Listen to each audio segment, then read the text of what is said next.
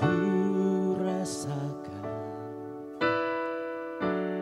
lebih tinggi dari langit biru.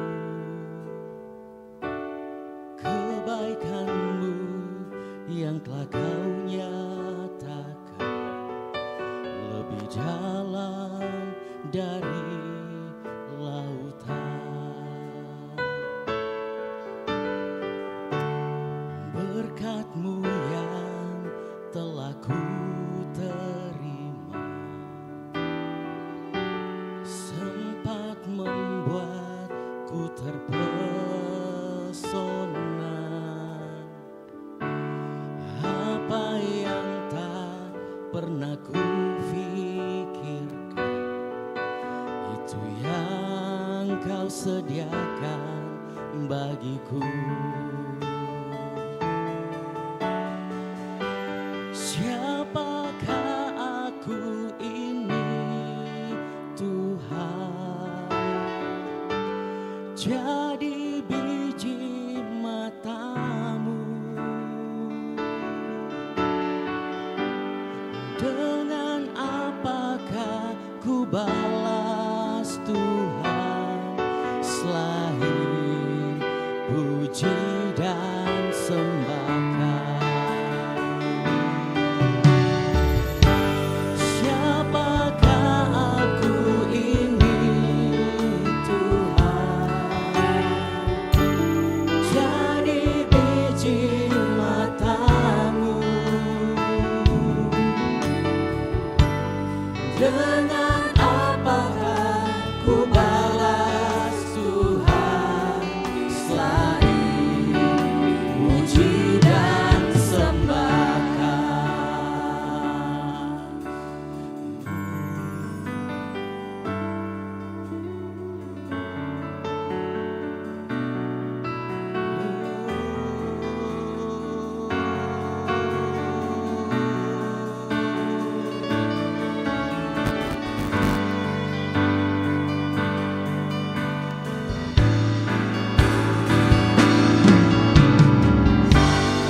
Siapakah aku ini, Tuhan?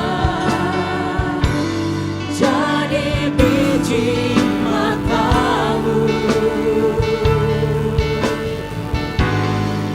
Dengan apakah ku balas Tuhan selain puji dan sembahkan?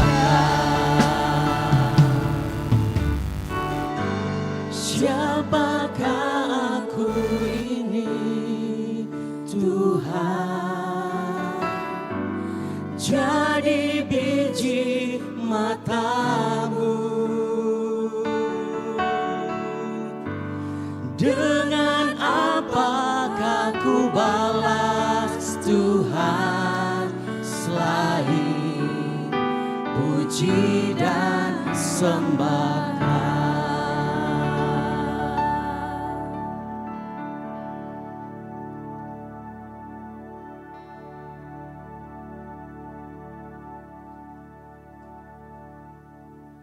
Puji Tuhan, shalom. Shalom. Sekali lagi shalom. Shalom. Bersuka cita kita semua pada pagi hari ini, amin. Amin. Senang sekali bisa melihat Bapak Ibu jemaat Tuhan sekalian berada di tempat ini. Saya percaya kita semua punya kerinduan untuk merasakan hadirat Tuhan, amin. Untuk membawa pengakuan kita bahwa kita mengucap syukur buat penyertaan Tuhan. Sepanjang minggu ini Tuhan menyertai kita. Hingga saat ini kita ada semua karena anugerah Tuhan. Dan saya percaya kita sudah siap untuk membawa penyembahan terbaik kita buat Tuhan. Kita akan mulai ibadah ini, saya persilakan jemaat Tuhan untuk berdiri. Mari tundukkan kepala kita berdoa. Terima kasih Bapa yang baik buat kasih karunia Tuhan dalam hidup kami. Tak habis-habisnya kami merasakan, kami melihat dan menyaksikan penyertaan Tuhan, kasih Tuhan dalam hidup kami. Kami mengucap syukur buat semuanya itu Tuhan. Pagi hari ini kami anak-anak-Mu membawa setiap pujian kami, penyembahan kami di hadapan Tuhan. Biarlah sepanjang ibadah kami ini Tuhan, apa yang kami lakukan berkenan di hadapan Tuhan, menyenangkan hati Tuhan. Terima kasih Bapa, kami buka ibadah ini di dalam nama Tuhan Yesus. Haleluya. Amin. Saya persilakan duduk kembali jemaat Tuhan.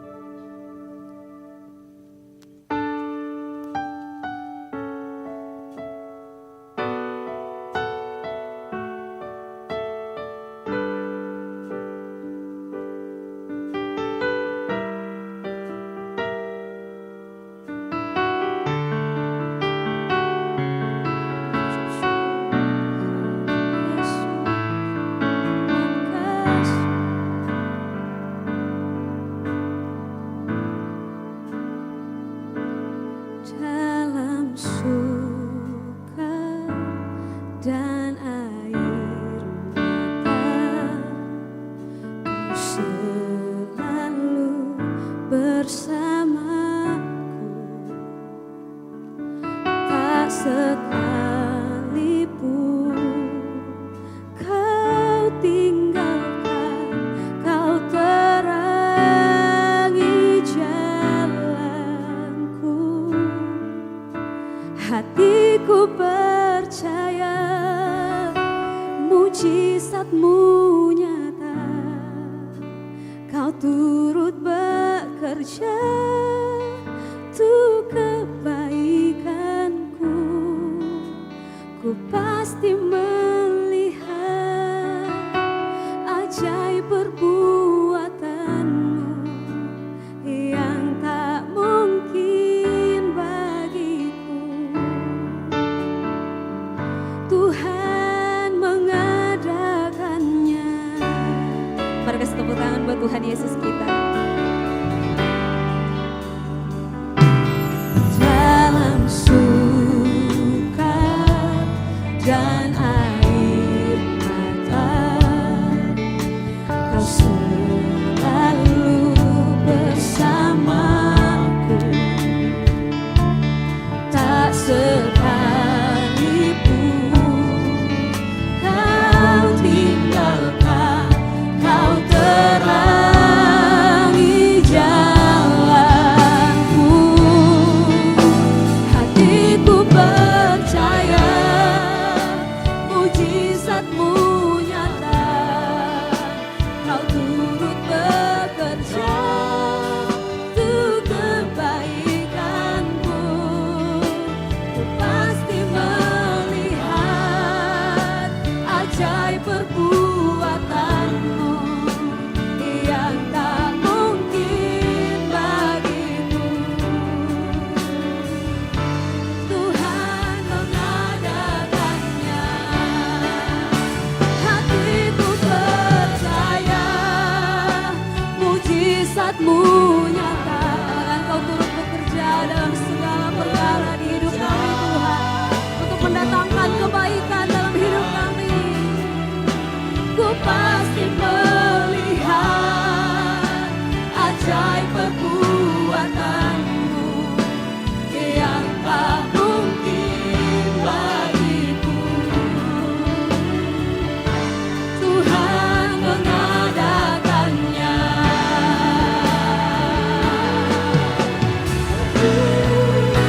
Hatiku percaya mujizat-Mu nyata, Kau turut bekerja untuk kebaikanku. Ku pasti melihat ajaib perbuatan-Mu yang tak mungkin bagiku. Tuhan mengadakannya. Mari bangkitkan iman-Mu, nyatakan pada Tuhan,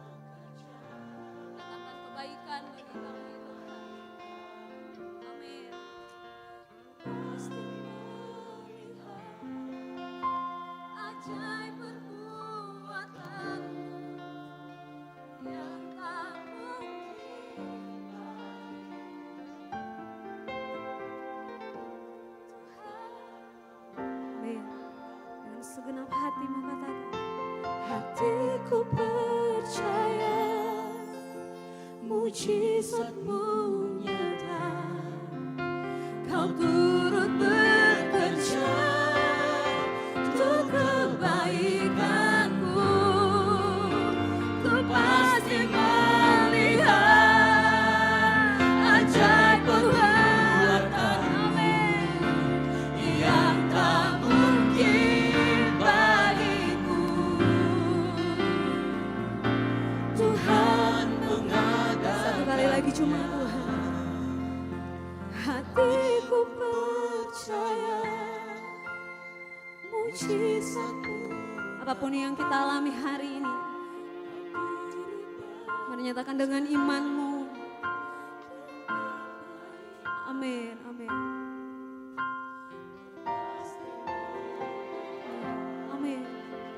Ajaib perbuatan-Mu yang tak mungkin bagiku. Tuhan mengadakan. Bisa sambil angkat tanganmu, cuma Tuhan saja yang nyanyikan pujian ini.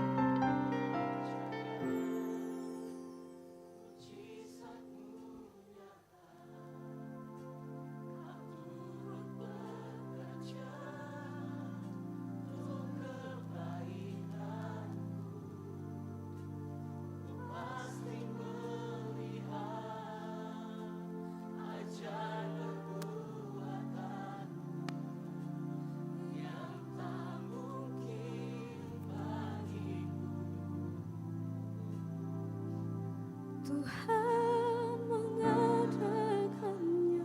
Mari kita sembah Tuhan kita. Tuhan yang tak mungkin bagi kami Tuhan. Kau datangkan kebaikan dalam hidup kami.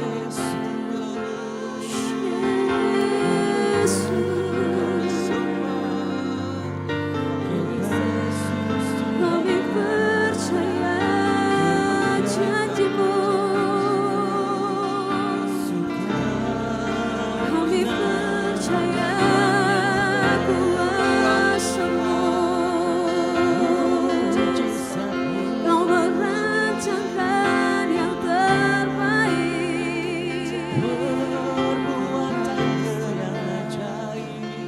Kami sembah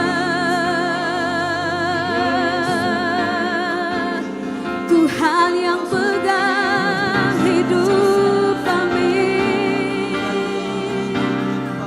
Tuhan yang pegang tangan kami. Tak pernah dibiarkan sendirian.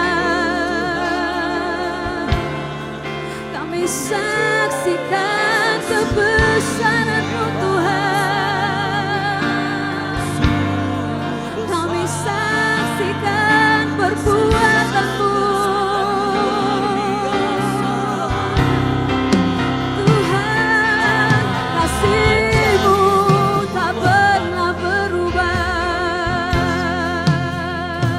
tak pernah berakhir. Kami alami dalam hidup kami Tuhan.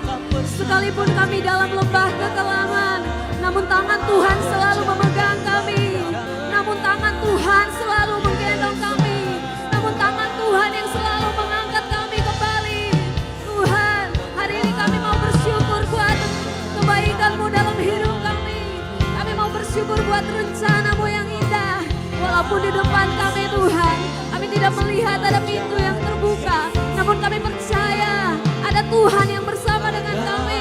Tuhan sanggup melakukan perkara yang sekalipun tidak sanggup kami lakukan. Bagi-Mu Tuhan tidak ada perkara yang mustahil. Kami bersyukur. Kami bersyukur. Tuhan, Kau Allah yang hidup.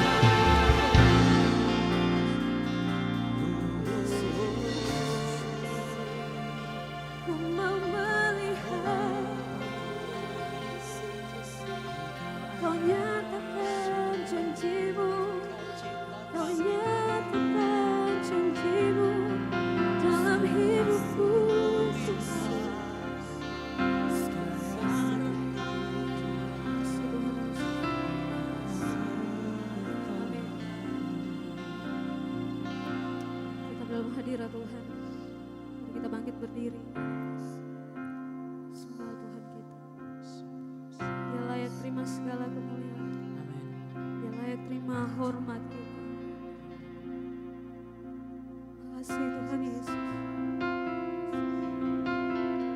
Hari ini apapun yang terjadi dalam hidup kita, apapun kondisi hidup kita saat ini, kita percaya pada Tuhan. Dia mengasihi kita. Dia peduli akan hidup kita. Mari buka hatimu. Biar Tuhan bekerja di dalam hidup kita.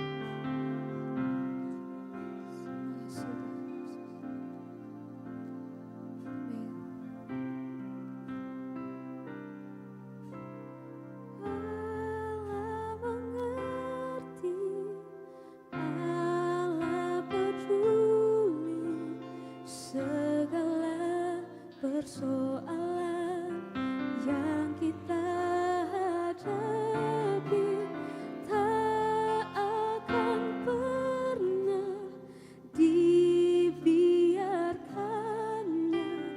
Ku bergumul sendiri sebab Allah mengerti.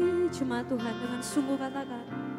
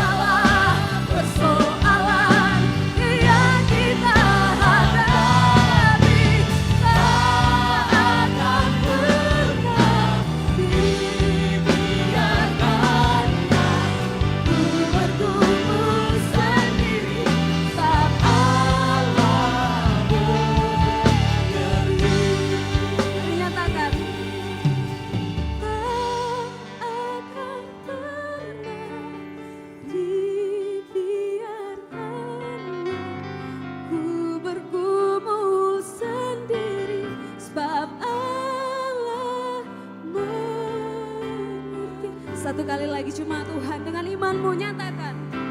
Tak akan pernah dibiarkannya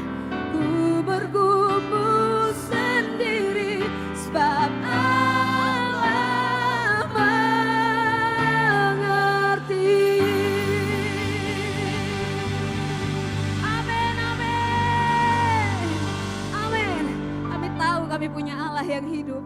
Kami tahu kami punya Tuhan yang setia. Yes, Tuhan. Pagi hari ini kami mau mengangkat hati kami bersuka cita di dalam Tuhan.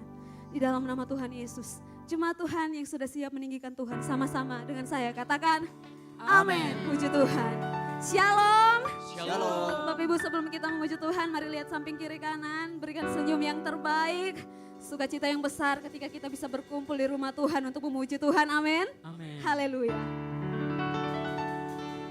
Allah sanggup melakukan segala perkara, dulu, sekarang dan selamanya, kuasanya tidak berubah.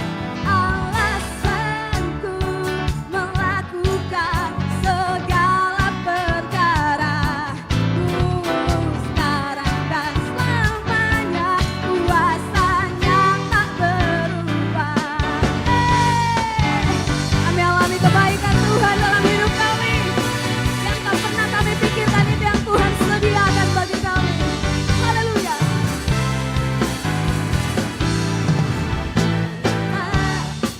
Pernah dilihat mata yang tak pernah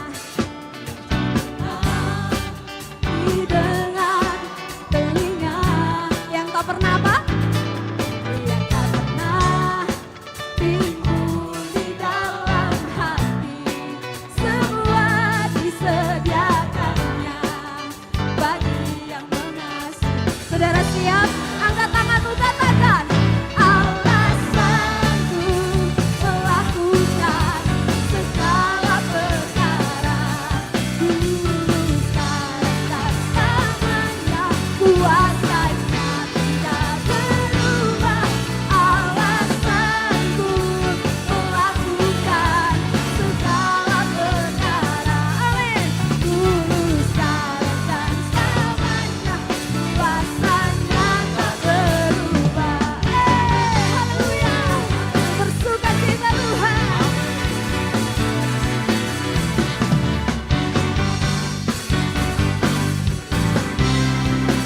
Sama-sama ya. Apa yang tak pernah dilihat mata, yang tak pernah didengar telinga, yang tak pernah timbul di dalam hati, semua disediakannya bagi yang mengasihi. Mari sama-sama nyatakan, Allah sanggup melakukan segala perkara, dulu, sekarang dan selamanya, kuasanya tidak berubah. Allah sanggup melakukan segala perkara, dulu, sekarang dan selamanya, kuasanya tak berubah. Amin. Terlalu mudah bagi Tuhan untuk menolong kita, amin. Mari bangkitkan imanmu, Tuhan sanggup. Haleluya.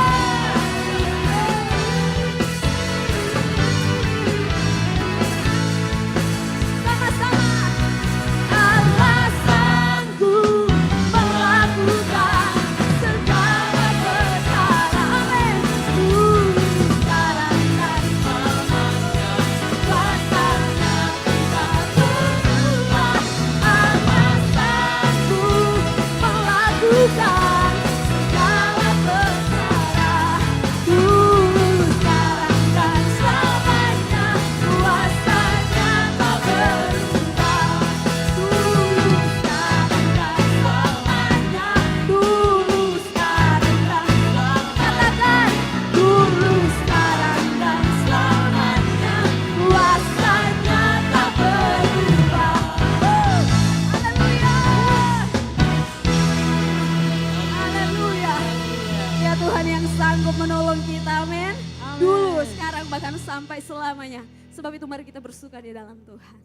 Haleluya.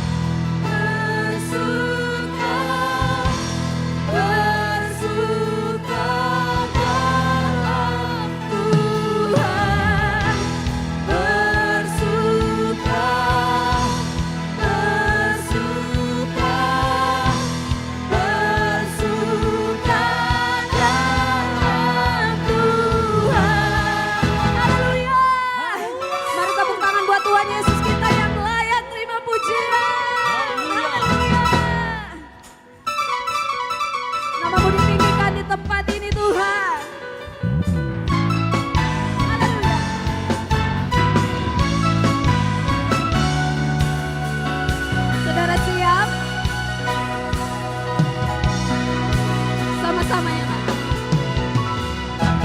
Hari ini hari yang telah dijadikan Tuhan, mari kita bersuka. Hari ini hari yang telah dijadikan Tuhan, mari kita bersuka di dalam Tuhan. Bersuka di dalam siapa? Di dalam Tuhan. Bersuka, hey, bersuka dalam Tuhan. Mari bersuka, bersuka citalah. Bersuka, bersuka dalam Tuhan. Sekarang bersuka, bersuka citalah. Amin. Kami bersuka karena Engkau dalam hidup kami Tuhan.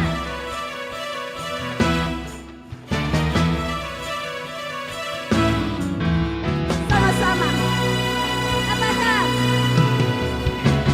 hari ini hari yang telah dijadikan Tuhan, mari kita bersuka. Hari ini hari yang telah dijadikan. Katakan kiri kananmu, mari kita bersuka di dalam Tuhan. Oh, bersuka. Ya Bayo Ibu Bene angkat tangan tuh. Bersuka, hey, bersuka dalam Tuhan. Mari bersuka, bersuka citalah. Wah, bersuka, bersuka dalam Tuhan. Sekarang bersuka, bersuka citalah. Sambil angkat tangan katakan.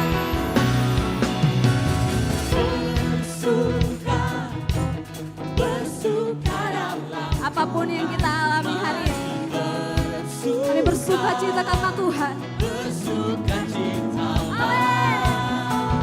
Bersuka, bersuka dalam Tuhan. Sekarang bersuka, Bersuka citalah. Bersuka, hey, bersuka dalam Tuhan. Mari bersuka, bersuka citalah. Wah, bersuka, bersuka dalam Tuhan. Sekarang bersuka, bersuka cita. Katakan mari, mari bersuka. Sekarang bersuka. Amin. Mari bersuka cita. Mari bersuka, bersuka cita.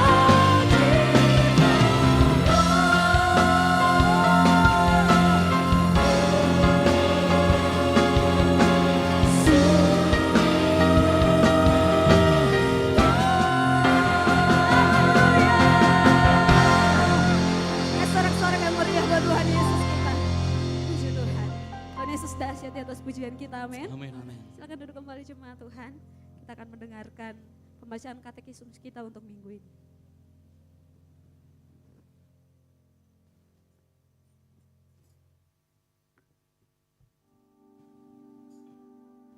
Shalom jemaat Tuhan, selamat datang di GBI Oikumene. Katekismus kita minggu ini terdapat satu pertanyaan yang sama dengan minggu lalu. Pertanyaannya akan saya bacakan dan jawabannya akan kita baca secara bersama-sama. Pertanyaannya, apakah arti Tritunggal atau Trinitas itu? Mari baca bersama-sama jawabannya. 3, 2, 1. Trinitas mengajarkan bahwa ketiga pribadi tersebut bersama-sama adalah Allah. Ketiga pribadi itu memiliki sifat-sifat ilahi yang sama. Ketiga pribadi itu satu dengan yang lain tidak terpisahkan. Dalam Trinitas dipahami bahwa Allah Bapa bukan Allah Anak dan bukan Allah Roh Kudus. Mereka semua adalah Allah dalam tiga pribadi yang berbeda. Dalam sejarah gereja, konsep Trinitas merupakan topik yang sulit dipahami dengan akal manusia. Karena itu pula lah, topik ini merupakan isu yang banyak diperdebatkan. Tuhan Yesus memberkati.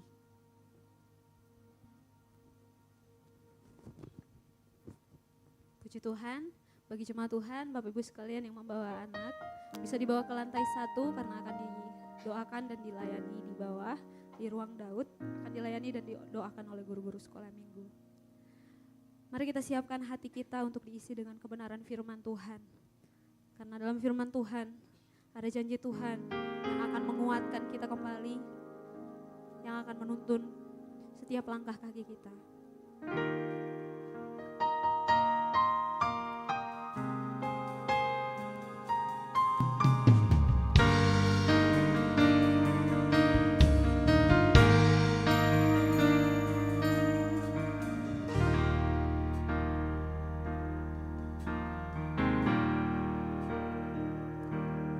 Bila kau izinkan sesuatu terjadi, ku percaya semua untuk kebaikanku. Bila nanti telah tiba waktumu, ku percaya kuasa-Mu memulihkan hidupku.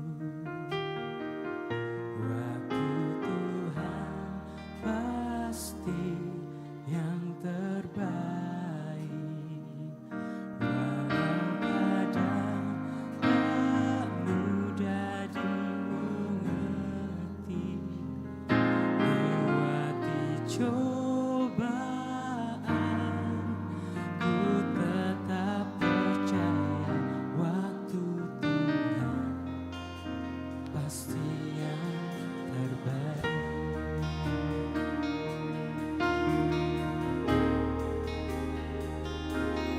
Bila kau izinkan sesuatu terjadi, ku percaya semua untuk kebaikanku. Bila nanti telah tiba waktumu, ku percaya kuasa-Mu memulihkan. Saya rindu jemaat Tuhan saja yang nyanyi pujian. Bila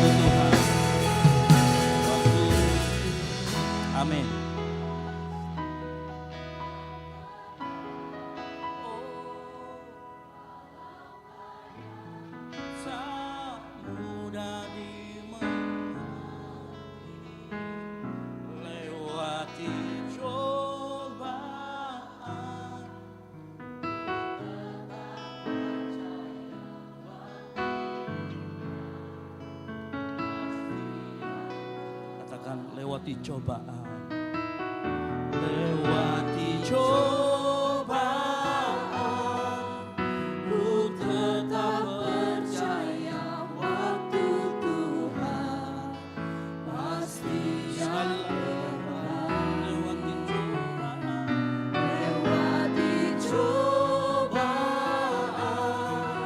ku tetap percaya waktu Tuhan pasti yang terbaik. Kasih tepuk tangan yang meriah buat Tuhan. Amin, amin, amin, amin, amin. Kami yakin dan percaya apapun yang kuperbuat dalam kehidupan kami baik adanya. Oleh karena itu pagi hari ini kami mau kembali dikuatkan. Kami mau duduk diam mendengar firman Tuhan. Roh Kudus, Bapa di surga, urapi semua kami di tempat ini. Sehingga saat firman Tuhan disampaikan, kami mendapatkan pesan dari Tuhan. Roh Kudus berbicara dari pribadi demi pribadi kepada kami semua di tempat ini. Sehingga pulang kami tidak sama lagi. Kami menerima sesuatu dari Tuhan. Kami menerima penyingkapan firman dari Tuhan. Dan itu mentransformasi kehidupan kami. Urapi hambamu, pakai mulut indah hambamu, biar isi hatimu saja yang keluar dari mulut indah hambamu. Di dalam nama Tuhan Yesus Kristus, yang siap mendengarkan firman Tuhan. Sama-sama katakan, amin. Baik, silakan duduk. Shalom. Sekali lagi, shalom. Iya, yang semangat ya. Karena saya yakin Tuhan begitu baik dalam kehidupan kita. Jadi tidak ada alasan kita untuk tidak semangat. Yang mengerti katakan amin. Baik, mari kita akan belajar sama-sama pagi hari dengan judul yang diberikan oleh sinode kita. Yaitu mengatasi kejenuhan. Sama-sama katakan, mengatasi kejenuhan. Mari kita buka dalam 1 Tesalonika 5 ayat 1 sampai dengan yang ke-11. Nah kita akan sekali lagi baca secara bergantian, saya ayat yang ganjil, nanti ayat yang ke-11 kita baca bersama-sama, ayat yang genap Bapak Ibu Saudara sekalian baca secara bergantian. Nanti saya ganjil, Bapak Ibu Saudara sekalian ayat yang genap, ayat yang ke-11 kita baca bersama-sama. 1 Tesalonika 5 ayat 1 sampai dengan yang ke-11. Yang sudah ketemu boleh katakan amin. Saya jemput jemaat Tuhan bangkit berdiri. Kita akan baca bersama-sama. Tetapi tentang zaman dan masa, saudara-saudara tidak perlu dituliskan kepadamu. Ayat yang kedua keras.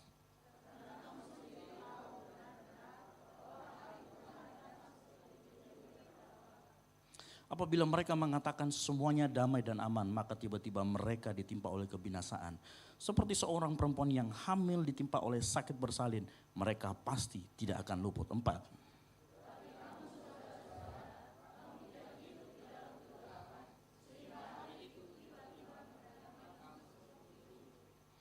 Karena kamu semua adalah anak-anak terang dan anak-anak siang.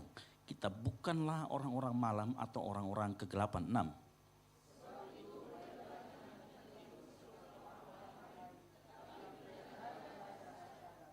Sebab mereka yang tidur, tidur waktu malam, dan mereka yang mabuk, mabuk waktu malam. 8.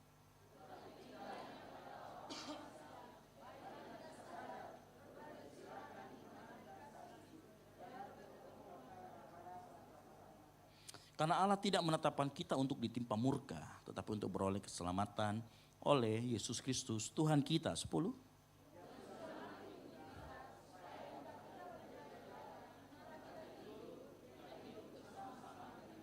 Sebelah sama-sama, 3, 2, 1. Karena itu nasihatilah seorang akan yang lain, dan saling membangunlah kamu seperti yang memang kamu lakukan. Amin. Silakan duduk. Berbagai orang yang membaca, merenungkan dan melakukan firman Tuhan. Nah, kalau kita baca perikop yang kita baca sebenarnya berbicara tentang akhir zaman. Tapi kita tidak akan berbicara tentang akhir zaman. Lalu apa hubungannya? Pertanyaannya apa hubungannya dengan kejenuhan? Nah ya, kalau kita akan melihat nanti seperti yang sebelum-sebelumnya kita bahas. Bagi yang sudah sering ke tempat ini. Di minggu ini kita banyak berbicara. 2 minggu lalu kita berbicara tentang overthinking. Lalu minggu lalu kita berbicara tentang mengatasi hutang gitu ya, berhutang ya. Nah kalau kita lihat semua tema-tema itu adalah akibat dari ada akarnya, ada penyebabnya atau ada akarnya. Dan kita akan selesaikan itu. Nah pagi hari ini juga sama, kalau kita berbicara tentang kejenuhan, maka saya mau beritahu sebenarnya kalau kita berbicara kejenuhan ada akarnya yang bisa menyebabkan orang menjadi jenuh. Ya. Nah kita akan belajar sama-sama gimana kita supaya dalam kehidupan kita sebagai orang percaya kita tidak menjadi jenuh. Itu akan kita pelajari pertama. Lalu bagaimana kalau kita sudah mengalami kejenuhan? Itu juga kita akan pelajari bersama-sama pagi hari ini melalui solusi firman Tuhan atau solusi Injil yang Tuhan mau berikan kepada kita. Nah pertama kita harus tahu dulu, apa itu kejenuhan? Nah kejenuhan adalah rasa bosan, ya. Jadi kalau jenuh itu bisa kita ganti dengan kata bosan, yang mengakibatkan akibatnya yang parah. Kita bisa menjadi lelah dan yang ini yang agak sedikit berbahaya, kita akan kehilangan arah. Ya. Kalau kita menjadi jenuh, kita akan lelah dan kehilangan arah. Ini bosan. Nah apa penyebabnya? Nah kita akan belajar bersama-sama apa penyebabnya orang biasa merasa jenuh atau bosan. Yang pertama kalau kita belajar dalam 1 Tesalonika 5 ayat yang kedua. Ya, kalau kita buka di 1 Tesalonika 5 ayat yang kedua. Dikatakan begini, karena kamu sendiri tahu benar-benar bahwa hari Tuhan datang seperti pencuri pada waktu malam. Nah kalau kita membaca ayat itu maka kita mengerti mengapa kita kadang merasa jenuh. Karena yang pertama ini ketidakpastian tentang waktu. Nah biasanya kita akan cepat menjadi jenuh kalau ada sesuatu yang tidak pasti. Dan dalam hal ini yang tidak pasti dari ayat yang kedua yang kita baca adalah waktu. Sama-sama katakan waktu. Karena Tuhan sendiri ngomong. Tuhan akan datang. Bukan artinya Tuhan pencuri ya. Itu diibaratkan gitu ya. Diibaratkan. Dia akan datang dan tidak ada orang yang tahu. Ya. Nah masalahnya kalau sesuatu yang tidak pasti, yang seperti ini, masalahnya ada pada kata menunggu. Sama-sama katakan menunggu. Menunggu sesuatu yang tidak kita ketahui itu menguras energi, betul apa betul? Ya. Jemaat di Tesalonika pasti dia berkata begini, kapan Yesus datang? Kok lama sekali? Nah bukankah juga ini sering terjadi dalam kehidupan kita? Berapa banyak yang kita menunggu seperti orang di Tesalonika. Berapa banyak kita menunggu jawaban doa kita. Ada mungkin di tempat ini yang pagi hari ini berdoa. Minta keturunan punya anak. Atau ada juga anak muda di sini yang saya lihat muka-mukanya ya berdoa minta jodoh. Atau juga ada anak, Thomas paling besar ketawanya. Ya. Atau mungkin ada anak muda di sini yang ya berdoa meminta pekerjaan. Atau mungkin ada di sini orang yang sudah suami istri yang baru menikah. Mereka sedang berdoa untuk punya rumah sendiri. Sementara harga rumah dan tanah naik terus. Ya. Dan itu belum dijawab, kita banyak menunggu itu. Apalagi kalau kenaikan gaji kita tidak setara dengan kenaikan rumah dan tanah. Gitu ya, gajinya cuma naik 200.000 setahun, tanah naiknya sudah 2 juta. Kita juga bertanya, kapan Tuhan akan jawab doa saya? Ya, kita akan bertanya, kapan Tuhan akan menjawab doa-doa saya? Atau mungkin kalau mahasiswa di sini ya, galau, kapan kira-kira dosen approve sempro saya atau skripsi saya? Kenapa direvisi terus? Atau mungkin ada yang hari-hari ini yang merasa sudah melakukan hal banyak di kantornya, tapi dia belum mendapatkan promosi jawaban. Padahal dia sudah menyelesaikan sebuah proyek yang besar. Yang mungkin orang bilang itu moga proyek di kantornya. Dan dia sudah jadi ketua di sana. Dia pimpinan proyeknya dan itu berhasil. Tapi belum juga dijawab. Nah fakta-fakta ketidakpastian masalah waktu. Ini menimbulkan stres. Ini menimbulkan di tempat kita menimbulkan kejenuhan. Ya, dan biasanya kita akan memaksa mencari jawaban. Kalau kita sudah mencari jawaban dan tidak ketemu. Maka mulai. Apapun yang kita lakukan, kita merasa bosan melakukannya. Betul apa betul? Atau cuma saya saja yang biasa seperti itu? Kita merasa seperti itu. Ya. Menunggu untuk waktu yang tidak tahu kapan. Dengar baik hari ini. Buat hari-hari ini engkau yang mengalami hal tersebut. Ada solusi Injil firman Tuhan yang mau disampaikan. Ya. Karena seringkali begini. Seringkali kejenuhan akan kepastian waktu. Itu karena kita terlalu sering bertanya, kapan Tuhan? Betul atau tidak? Kita sering mencari tahu waktunya, kita suka bertanya, kapan itu terjadi Tuhan? Kenapa? Karena manusia suka kepastian, itu yang pertama. Yang kedua, ya, kenapa kita suka bertanya itu? Karena sekarang dunia sedang menyiapkan kepada kita, menyajikan budaya yang instan atau serba cepat, betul? Sehingga kita pengen juga jawaban dari Tuhan, itu seperti kalau kita bikin Indomie. Ya, bikinkan Indomie 5 menit sudah selesai. Apalagi yang model seduh sekarang. Belum lagi tambahan-tambahan, sekarang ada artificial intelligence. Waduh, bikin skripsi sekarang tinggal diketik-ketik saja sedikit sudah jadi satu skripsi. Budaya instan sedang melanda kita.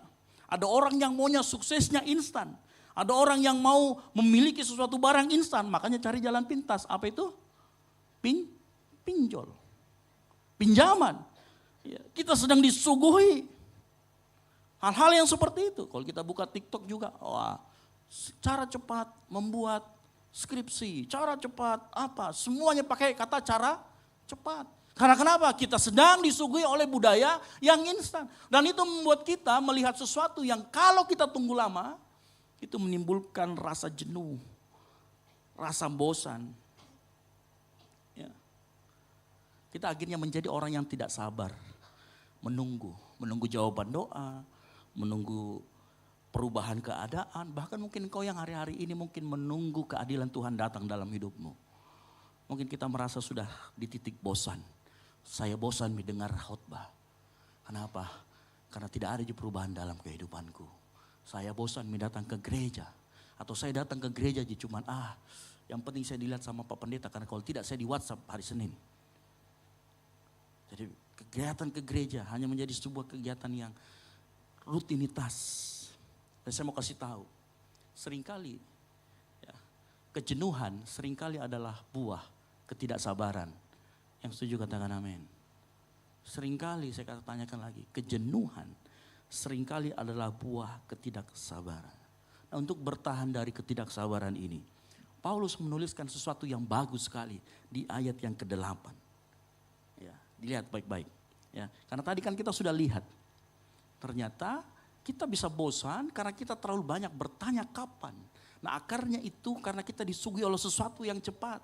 Kalau kita disuguhi sesuatu yang cepat, kita pengen semuanya dijawab secara cepat. Dalam 1 Tesalonika 5 ayat 8 dia berkata begini. Sudah berganti? Oh, ya. Tetapi kita yang adalah orang-orang siang, baiklah kita sadar, berbaju sirahkan iman dan kasih, dan berkotopongkan pengharapan keselamatan. Tahu artinya ayat ini? Saya cuma nggak rangkum satu-satu, saya nggak bahas satu-satu. Apa itu baju zirah, apa itu? Enggak. Tapi dari kesemuanya ini kalau kita menjadi seorang prajurit, itu artinya kita, ya, Paulus menyuruh kita untuk sadar. Dan Paulus sebenarnya dari satu ayat ini, dia mau menyuruh kita, halo jemaat di Tesalonika, engkau jangan bertanya kapan, tetapi selalulah bersiap siaga seperti seorang prajurit. Yang punya peralatan itu. Paulus menyuruh kita untuk menyiapkan diri kita sama seperti dia menyuruh jemaat di Tesalonika. Sehingga solusi firman Tuhan yang pertama, kalau kita mengalami kejenuhan karena ketidaksabaran kita, ya, daripada engkau terus bertanya, kapan Tuhan akan menjawab doaku? Karena sebuah pertanyaan seringkali hanya akan melahirkan kegalauan atau kegelisahan. Dengar baik, daripada kita bertanya kapan Tuhan akan jawab, mari kita mulai pertanyaan. Bagaimana kita bisa memberdayakan diri kita.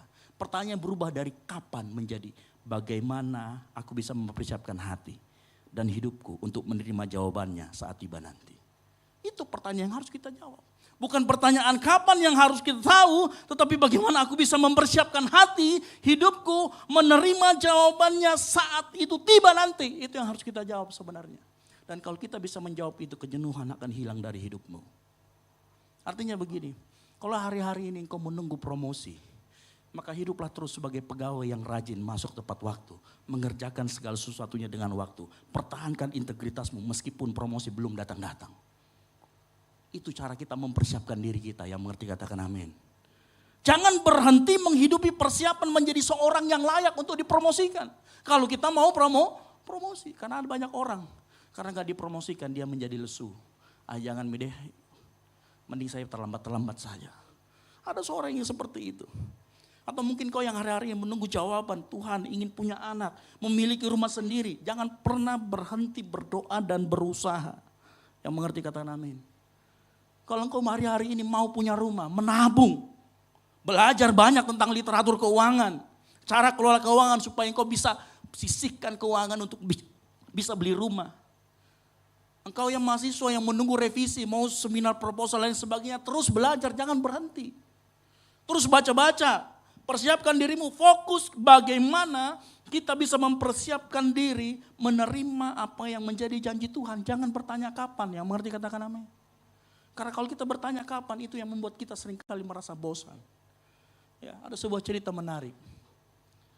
Sebuah ilustrasi. Di sebuah desa hidup seorang petani tua. Petani ini bijaksana. Dan dia suatu kali memutuskan, dia punya ladang yang besar, dia memutuskan untuk menanam benih bambu Tiongkok. Ya, benih bambu Chinese bamboo tree. Sementara di sebelah kiri kanannya petani yang lain menanam padi, jagung, ya, yang panennya bisa dilihat dalam hitungan bulan. Singkat cerita, petani itu mulai menanam benih bambu. Tahun pertama belum ada tunas yang muncul karena memang begitu bambu ya. Tahun pertama nggak ada tunas yang muncul. Tetangganya mulai lihat, tahun pertama tetangganya sudah ada yang panen. Itu ya. Mulai ada bisikan-bisikan, di tahun kedua masih belum terjadi apa-apa. Tanahnya masih kosong. Kesabarannya petani mulai diuji. Kapan? Mulai merasa lelah dan jenuh karena melihat orang lain juga.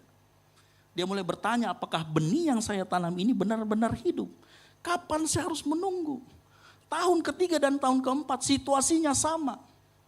Tanahnya tetap membisu, masih sedih, belum ada pun tunas yang muncul. Ya, 4 tahun dia merawat, 3 sampai 4 tahun. Tetangganya sudah mulai berisik terang-terangan, dikatain. Petani gila, 4 tahun tidak ada apa-apa. Energi dan semangat petani hampir drop. Dia mulai jenuh, dia mulai lelah. Tergoda untuk menyerah. Nggak usah mi deh. Namun di tengah kejenuhannya dia ingat. Dia pernah mendengar nasihat dari seseorang petani bambu yang legendaris. Dia ngomong begini, "Nak, tugasmu bukanlah memaksa tunas itu untuk keluar. Tugasmu adalah setia pada tanahnya." Dia ingat perkataan itu dan itu merubah kehidupannya. Dia bilang, percayalah pada apa yang tidak terlihat karena di sanalah kehidupan sedang dipersiapkan. Singkat cerita, waktu dia ingat perkataan petani legendaris ini, dia mulai geser fokusnya.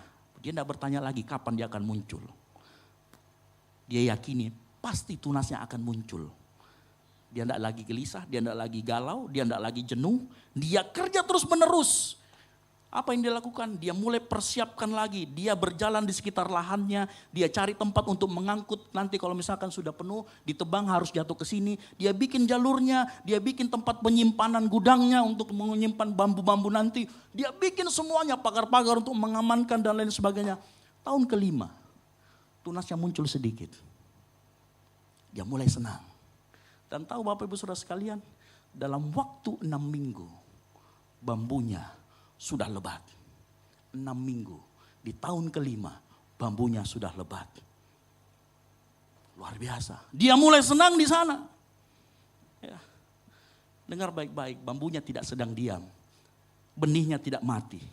Memang kepastian itu menguras energi. 5 tahun bukan waktu yang singkat buat seorang petani bambu. Sama seperti petani itu, kadang kita menunggu doa-doa kita bisa jenuh. Menunggu jawaban Tuhan kita bisa jenuh, kita bisa ragu, kita ingin menyerah. Tapi di balik itu kita sama dengan petani itu. Mari kita rubah fokus kita. Gak usah tanya kapan tunas akan muncul. Kapan jawaban doamu akan muncul. Tetapi lakukan bagianmu seperti seorang petani tadi. Dia rawat tanahnya. Dia persiapkan jalanannya. Dia persiapkan gudangnya. Tanpa dia tahu kapan akan muncul. Dan apa yang terjadi? Jawaban Tuhan doa datang seperti seorang pencuri. Dalam waktu tahun kelima, dalam waktu 6 minggu. Pertumbuhannya pesat. Pertumbuhannya luar biasa. Itu bukan sebuah kebetulan Bapak Saudara sekalian. Melainkan hasil dari persiapan dia yang panjang. Sehingga waktu bambu itu tumbuh, dia tinggal potong, dia ambil, dia masukkan ke dalam gudang. Dengar baik-baik. Penantian kita saat kita mempersiapkan diri di hadapan Tuhan itu bukan waktu yang sia-sia. Itu adalah di mana masa, di mana Tuhan sedang menanam karakter kita ke bawah. Agar kita kuat di dalam Tuhan. Yang mengerti katakan amin. Itu adalah masa di mana sistem akar yang kuat sedang dibangun. Karakter kita, ketekunan kita, iman kita sedang dibangun, sedang dipersiapkan. Supaya apa? Supaya saat kita terima jawaban doanya engkau gak jatuh. Makanya dengar baik. Jangan hanya menanti jawaban doa. Tetapi jadilah pribadi yang memiliki karakter yang kuat. Yang siap dan mau mengambil bagian dari jawaban doa yang kau sudah doakan. Halo? Ya, Ambil bagian di sana, apa yang bisa kau lakukan, apa yang menjadi bagianmu dari jawaban doamu, lakukan. Bapak Ibu tahu jadinya kalau jawaban doa kita tidak ditopang oleh karakter yang kuat. Ada satu tokoh yang saya mau kasih tahu pagi hari ini. Namanya Saul. Dia bisa mendapatkan posisi raja dengan cepat dan instan. Kalau kita dengar ceritanya, Saul itu dari orang yang tidak terpandang. Dari suku Benyamin yang terkecil. Seorang anak petani, tidak ada ambisi. Tiba-tiba dia ketemu sama Samuel, langsung diurapi menjadi raja. Dalam sekejap dari petani menjadi seorang pemimpin bangsa Israel, raja bangsa Israel. Tuhan kasih dia posisi. Samuel angkat dia menjadi raja. Tapi tahu apa yang terjadi dengan Saul? Suatu kali Saul berperang melawan orang Filistin. Samuel bilang, tunggu saya, kita akan persembahkan korban baru kamu maju berperang. Saul tidak sabaran. Saul menjadi orang yang tidak sabar. Karena dia mulai takut. Nanti ditinggal sama rakyatnya yang mau berperang. Akhirnya Saul tidak sabar. Dia apa? Dia lakukan, dia mempersembahkan korban itu sendiri. Dia langgar perintah Tuhan. Karena tugas mempersembahkan korban hanya boleh dilakukan oleh seorang imam. Saul menjadi orang yang tidak sabar. Ketidaksabarannya berbuah ketidaktaatan. Ketidaktaatannya membuat dia ditolak oleh Tuhan. Sejak saat itu Tuhan berkata, aku telah menolak Saul. Ternyata karakternya belum terbentuk. Makanya dengar baik-baik. Jawaban doa atau berkat yang besar membutuhkan karakter yang besar untuk dia tampung itu. Yang mengerti katakan amin. Karena tanpa berkat itu, tanpa karakter itu, berkat itu akan menjadi petaka dalam kehidupan kita. Makanya mari rubah pagi hari ini. Engkau yang saat-saat hari-hari ini menunggu jawaban dari Tuhan. Rubah bagaimana engkau mempersiapkan dirimu menerima jawaban Tuhan. Yang mengerti katakan amin. Nah kalau kita sibuk dengan apa yang harus kita lakukan supaya kita mempersiapkan diri, engkau gak akan bosan. Karena diri kita harus terus kita kembangkan. Karakter kita harus kita tanam kuat di dalam Tuhan. Tidak ada batasan untuk itu. Engkau bisa terus melakukan. Halo? Terus lakukan itu. Maka kebosanan tidak akan muncul dalam kehidupanmu. Itu yang pertama. Jadi ingat baik-baik. Kenapa kita sering bosan? Karena ada ketidakpastian tentang waktu. Yang kedua, kenapa kita mengalami kejenuhan? Penyebabnya yang kedua, ada kondisi sekitar yang aman atau lebih baik. Kondisi sekitar yang aman atau lebih baik. Dalam 1 Tesalonika 5 ayat yang ketiga berkata begini. Apabila mereka mengatakan, perhatikan, apabila mereka mengatakan semuanya damai dan aman, maka tiba-tiba mereka ditimpa oleh kebinasaan. Seperti seorang perempuan yang hamil ditimpa oleh sakit bersalin, mereka pasti tidak akan terlupa. Nah kadang begini, ya. Tadi kan kita sudah bicara, tugas kita orang percaya adalah mempersiapkan diri, betul ya, di poin yang pertama. Kita jaga integritas kita menjaga masalah waktu, kita berikan yang terbaik, kita tidak boleh turunkan kita punya performa, kita terus gali kita punya karakter yang kuat di dalam Tuhan. Ya. Nah sayangnya orang-orang sekitar kita, lingkungan sekitar kita itu sebaliknya. Apa yang terjadi? Kita setengah mati tetapi lingkungan di sekitar kita tidak setengah mati seperti kita.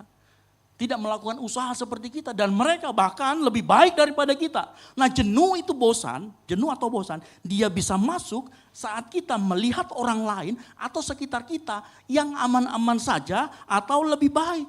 Padahal mereka nggak sedisiplin kita, nggak sebaik kita, nggak sepintar kita. Tapi mereka tampak lebih baik, tampak damai, aman-aman.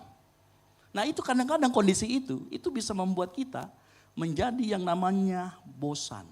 Artinya begini, kondisi yang kontras antara kita dengan orang lain sekitar kita bisa menimbulkan rasa tidak adil dalam hidup kita.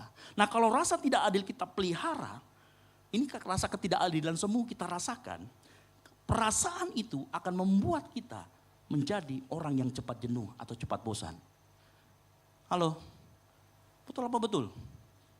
Seringkali kita merasakan ini. Ya. Orang lain santai, kita yang serius. Terlebih lagi, apalagi gini, hari-hari ini dunia terus menerus menyuarakan pesan yang menggoda. Apa pesannya? Semuanya baik-baik saja, hidup cuman sekali, YOLO. You only live once. Ya. Kamu hanya hidup sekali, nikmati saja hidupmu. Tidak perlu ada yang kamu khawatirkan, udah. Mau apapun lakukan.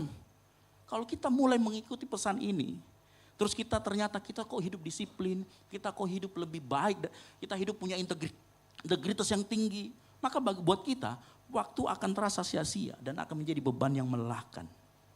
Karena kenapa? Kita merasa apa yang kita harapkan kok kayaknya berbanding terbalik ya. Sementara dunia menawarkan sesuatu yang lebih baik di luar sana. Akibatnya apa? Kewaspadaan kita menurun. Kita mulai lihat kanan kiri, lebih baik di sana.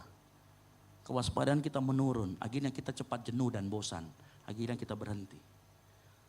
Contoh misalkan, siapa di sini suami istri yang berkomitmen menjaga keuangan supaya bisa beli rumah. Dan prinsipnya saya tidak mau berhutang. Tahan diri, tidak beli mobil, tidak beli handphone terbaru.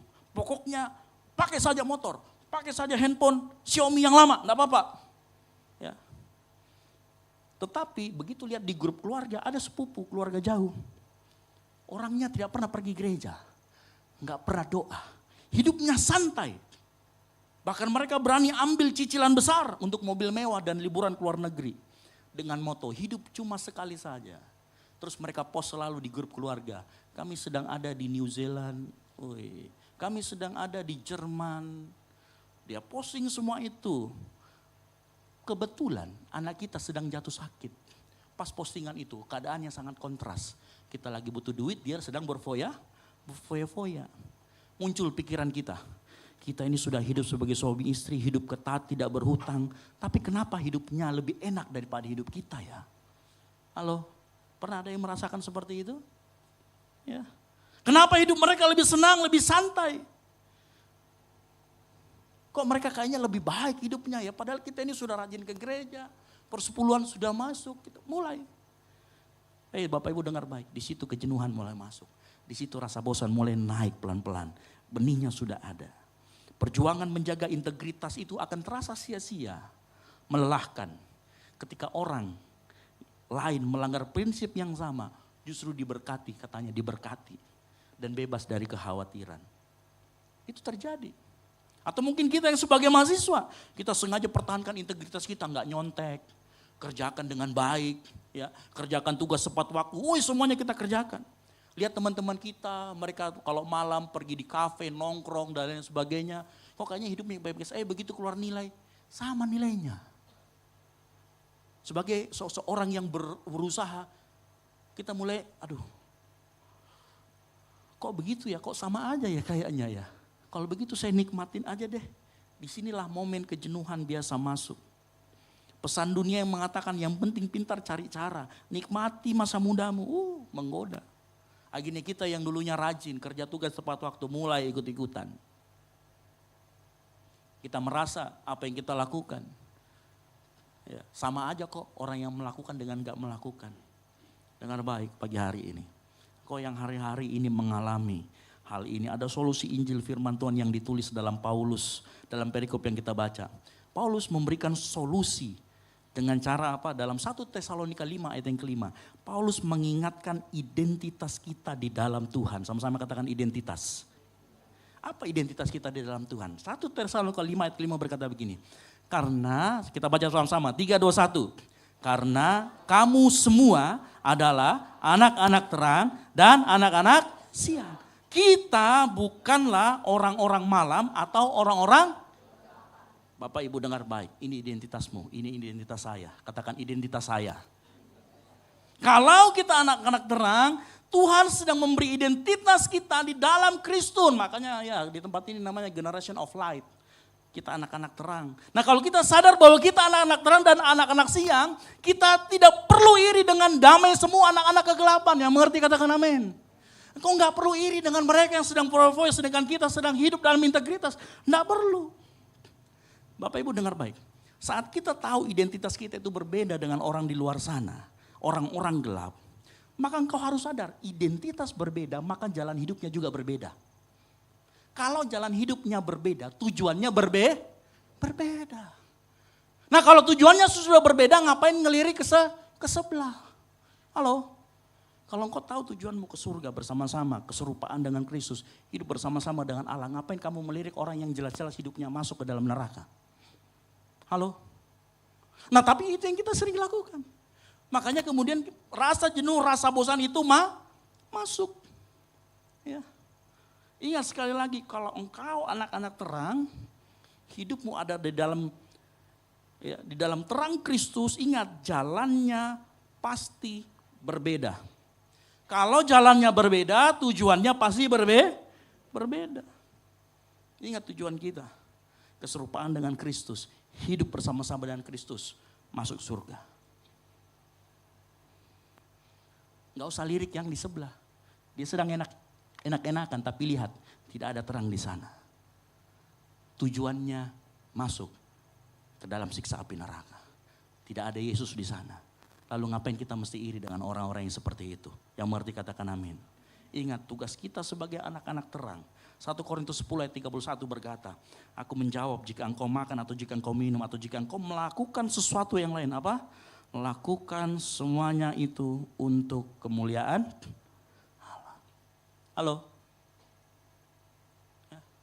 Jadi gak ada alasan lagi kita melihat mau dia lebih baik kah, mau dia lebih sukses kah, mau tabungannya 30 triliun kah. Halo? Tujuan kita berbeda. Kalau tujuan kita berbeda, ngapain ikut-ikutan? Ngapain kita perbandingkan? Kecuali tujuannya sama, kok jalan saya lebih berat ya? Nah, itu mungkin kita boleh tanyakan. Tujuannya berbeda, jalannya berbeda, ngapain dibandingkan? Yang mengerti katakan amin. Daniel, contoh inspirasi kita. Kalau kita lihat Daniel di tengah kesibukannya sebagai seorang birokrat, sebagai seorang negarawan. Daniel melakukan sesuatu yang lebih repot daripada pejabat-pejabat yang lainnya. Apa yang dia lakukan? 3 kali sehari dia berlutut, membuka jendela kamarnya menghadap Yerusalem, dia berdoa. Ini disiplin yang berbeda dari yang lainnya. Saat pejabat-pejabat yang lainnya menikmati santapan raja, berfoya-foya, dia enggak. 3 kali sehari dia duduk berlutut. Daniel tahu, dia adalah hamba Allah yang hidup. Dia tidak perlu terpengaruh sama identitasnya sebagai pejabat-pejabat seperti pejabat-pejabat yang lain. Pejabat-pejabat yang lain mungkin berkata, Daniel repot sekali. Harus doa 3 kali. Buat seorang Daniel melakukan seperti itu berulang-ulang setiap hari. Dia mampu merasa jenuh. Tapi dia Daniel, dia tahu identitasnya siapa. Dia tahu dia hambanya siapa. Dia tahu arahnya kemana. Dia tahu siapa yang Tuhan dia sembah. Dia tahu dia akan bersama-sama dengan Allahnya. Makanya dia gak pernah takut. Makanya dia gak pernah banding-bandingkan hidupnya. Puncaknya ketika pejabat yang iri. Dia ngomong sama Darius. Daniel tidak pernah menyembah patung yang Tuhan dirikan. Ya. Dia berdoa menghadap Yerusalem. Dia tidak taat sama dekretmu. Apa yang dilakukan? Lempar ke dalam gua singa. Ya. Daniel ngapain? Daniel tidak takut. Ya. Mengapa dia tidak takut dan dia tidak jenuh? Karena Daniel tahu identitasnya sebagai hamba Allah yang hidup. Dia tahu jalannya pasti akan berbeda dengan yang lainnya. Dia tahu tujuannya juga berbeda dengan yang lainnya. Nah pagi hari ini ingat, engkau dan saya punya tujuan yang berbeda dari orang di luar sana. Tidak perlu takut, tidak perlu kita merasa jenuh. Sama seperti Daniel, dia tahu bahwa dia anak terang. Dia tahu kehidupannya harus terus memuliakan nama Tuhan. Dia tidak pernah kehilangan identitasnya. Keluar dari tempat ini, ruangan ini, ingat identitasmu adalah anak-anak terang. Sehingga jalanmu pasti berbeda dengan orang-orang yang dalam kegelapan. Engkau tidak perlu merasa jenuh. Saat engkau tahu engkau anak-anak terang. Pembedanya akan ada di ujungnya. Bapak Ibu, bukan hanya keselamatan. Kalau kita baca cerita Daniel. Daniel diangkat menjadi orang ketiga di dalam kerajaannya Darius. Orang ketiga. Ya. Kalau engkau terus mempertahankan apa yang Tuhan taruh, identitasmu.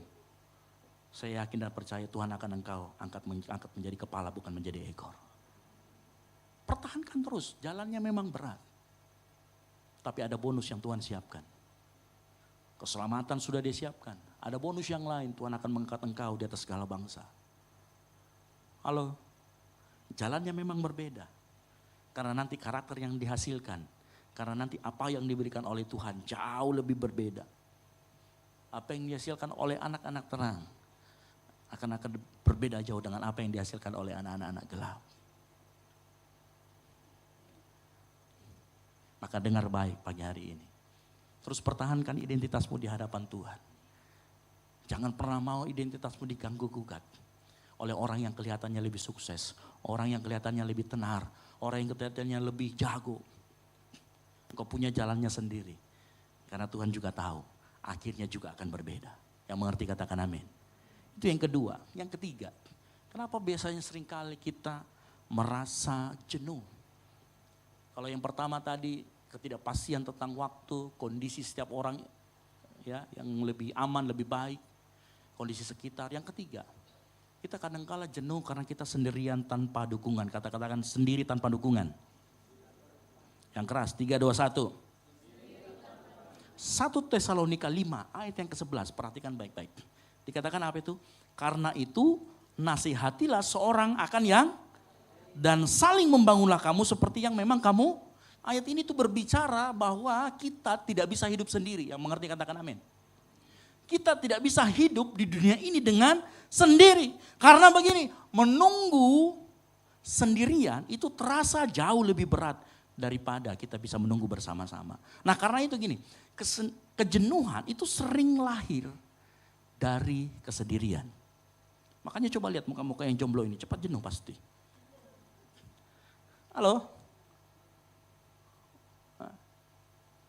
Ya, kejenuhan seringkali lahir dari kesendirian.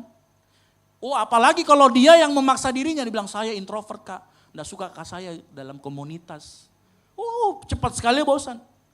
Lihat aja hidupnya. Pasti dia akan cepat sendiri bosan. Nah mungkin di awal dia akan merasa kuat. Dia bisa tanggung sendiri. Tetapi dalam waktu yang jangka panjang. Kesendirian akan membuat pikirannya semakin rapuh. Ya, kesendirian akan membuat dia semakin malah jatuh. Masalah yang kecil bisa terasa berat kalau dia sendiri.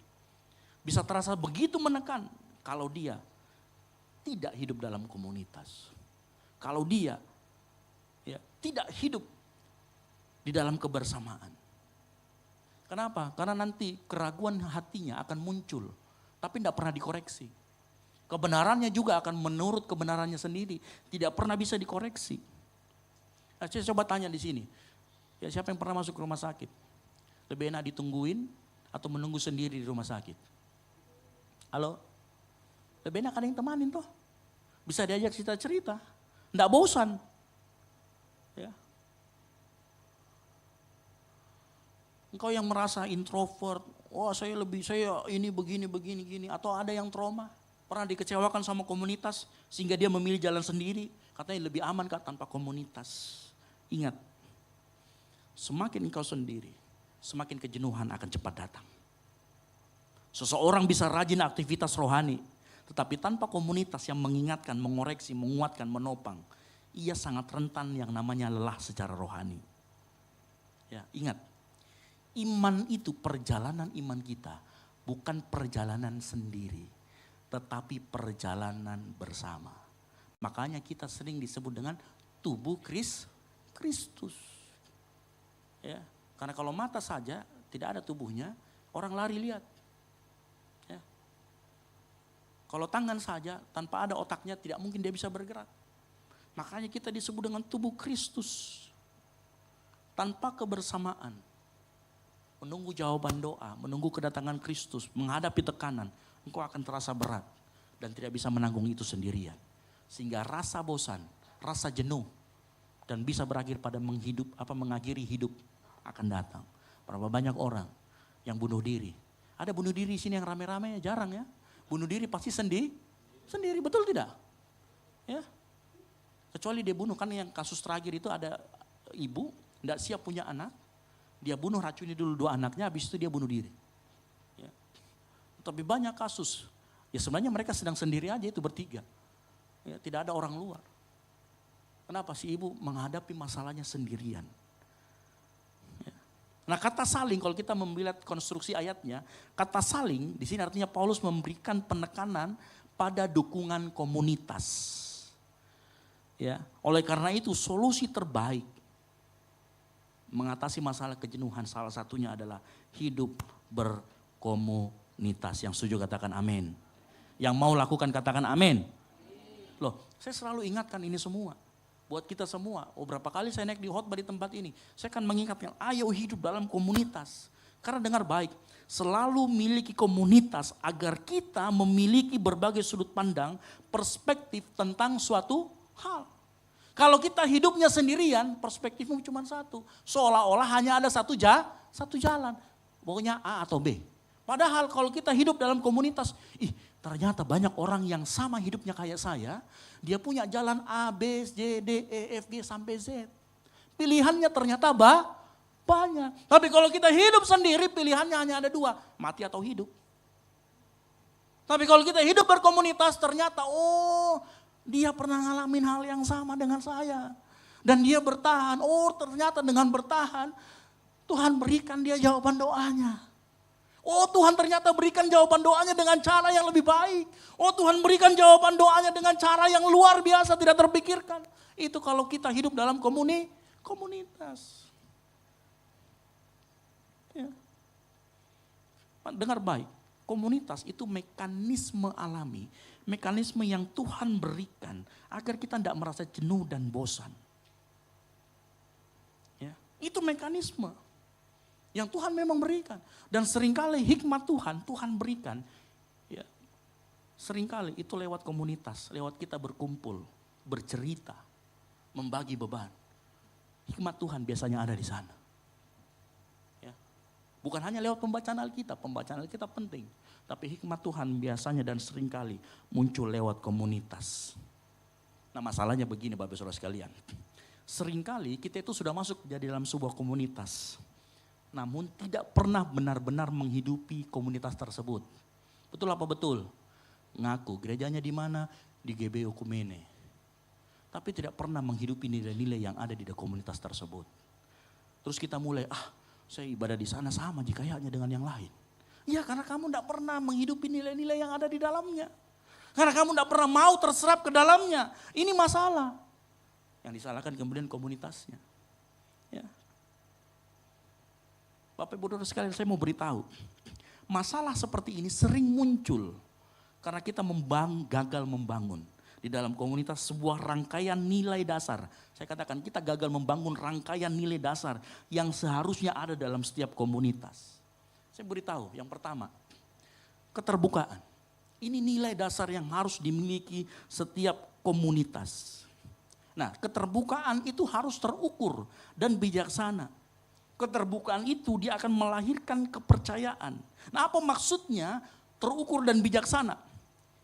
Bapak Ibu boleh terbuka dalam komunitas, tapi perhatikan level keterbukaannya dan level informasinya. Berikan dulu level 1, kalau dianggap level 1 terendah, level 10 tertinggi, berikan dulu level 1, bangun kepercayaan, membangun dari kecil, dari bawah. Level 1, contoh apa? Hobi, beritahu hobi saya mancing loh. Hobi saya itu, kalau ke Pak Ferry suka main ikan kan, suka mancing. Ya. Hobi saya ini suka main sepeda loh. Hobi saya itu begini loh, itu level 1. Tempat tinggalnya di mana, asalnya di mana, bangun dulu itu. Itu keterbukaan yang terukur dan bijaksana. Nah kalau kita sudah bangun level itu, dia tumbuh. Yang namanya kedua, kepercayaan, sama-sama katakan kepercayaan. Nah kalau sudah muncul keterbukaan, mau cerita, kamu tinggal di mana, tinggal di sini sama siapa, itu sudah keterbukaan level yang pertama. Kalau sudah itu terbuka, maka akan muncul kepercayaan, saling percaya. Maka kepercayaan inilah yang akan memberikan rasa aman kepada setiap anggota komunitasnya untuk kemudian lebih terbuka lagi di level 2, di level 3. Nanti tinggal memilih, level ini saya bisa terbuka dengan orang ini. Level ini saya bisa terbuka dengan orang ini. Level yang lebih dalam lagi saya harus terbuka dengan Pak Gembala atau dengan konselor. Ada semua tingkatannya. Ya. Nah keterbukaan dan kepercayaan itu siklus yang terus harus terjadi dalam komunitas. Kalau ini hilang komunitas nggak akan jalan. Ya. Kalau sudah bertumbuh kepercayaan maka berikutnya yang muncul adalah empati. Sama-sama katakan empati. Empati itu begini, saat engkau mendengar cerita orang lain, engkau menempatkan diri di orang tersebut. Sehingga pada saat dia mengaku, saya jatuh dalam dosa, begini, engkau akan bilang, merasain kok. Engkau akan bilang, saya juga bisa jatuh seperti itu. Terima kasih sudah berbagi. Karena mungkin saya juga bisa jatuh seperti kamu. Itu empati. Empati akan menghilangkan rasa menghakimi. Karena keterbukaan tidak boleh muncul menumbuhkan rasa menghakimi. Ya, itu empati. Dengan adanya empati, engkau nggak akan mudah menghakimi orang lain. Karena engkau tahu yang terjadi dengan orang lain bisa terjadi dalam hidupmu. Kalau sudah muncul keterbukaan, kepercayaan, empati, maka yang berikutnya muncul adalah belas kasihan. Sama-sama katakan belas kasihan. Empati yang dalam itu munculnya kasih mesra. Filipi 1 ayat 1 sampai dengan Filipi itu. Nanti baca baik-baik. Muncul namanya belas kasihan, kasih mesra. Dan belas kasihan akan muncul. Empati yang dalam tadi, yang ketiga, itu memunculkan belas kasihan. Sehingga kita mau tulus menolong orang, gak ada agenda di dalamnya. Kita mau betul-betul dia supaya dia bangkit. Kalau di dalam komunitas ada belas kasihan seperti itu, ya, maka yang terakhir yang muncul adalah tanggung jawab bersama. Kita belajar kemarin minggu lalu. Ya, kalau ada teman kita, saudara kita di dalam komunitas yang karena keterdesakannya, bukan karena dia pengen berhutang, kemudian dia tiba-tiba memiliki utang. Ini muncul tanggung jawab bersama. Halo? Kalau kita terus menghidupi nilai-nilai, siklus ini terus berjalan di dalam komunitas kita, dengar baik, komunitasmu akan menjadi komunitas yang dahsyat. Banyak akan terjadi transformasi kehidupan melewati komunitas itu. Bukan hanya didoakan, rebah, percayalah. Biasanya itu bertahan paling lama 2 minggu.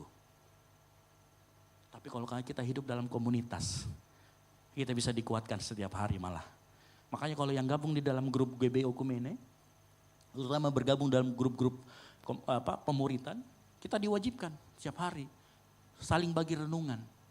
Semua anggota GRON di sini, GRON itu komsel kita, ada juga WBI, ada juga mesbah keluarga dan sebagainya. Kita wajibkan apa khotbah hari Minggu. Catat, setelah dicatat nanti dibagikan ulang. Setiap hari dibagikan ulang di dalam grup. Makanya yang pantau media sosial kita, ya setiap hari akan ada renungan kita muncul. Dan siapa yang menulis di bawah akan muncul. Ya. Itu banyak gunanya. Ada orang yang baca, iya ya, hatinya ditegur. Ada orang yang baca, hatinya dibenarkan. Ada orang yang baca, hatinya dikuatkan. Kita saling menguatkan. Itu hal yang simpel, yang kecil yang terjadi dalam komunitas. Makanya hadirlah dalam komunitas. Resap nilai-nilai komunitasnya. Jangan cuman, saya cuman mau nongkrong saja datang di situ, tapi gak mau menghidupi komunitasnya. Nah banyak orang yang cuman di level pertama aja. Gak pernah mau terbuka, makanya putus di mata rantai yang pertama, yaitu keterbukaan. Gak ada yang mau berbicara, gak mau yang saling kenal. Ya. Dengar baik, pada akhirnya komunitas tidak ditemukan dalam kartu anggota atau kehadiranmu di acara.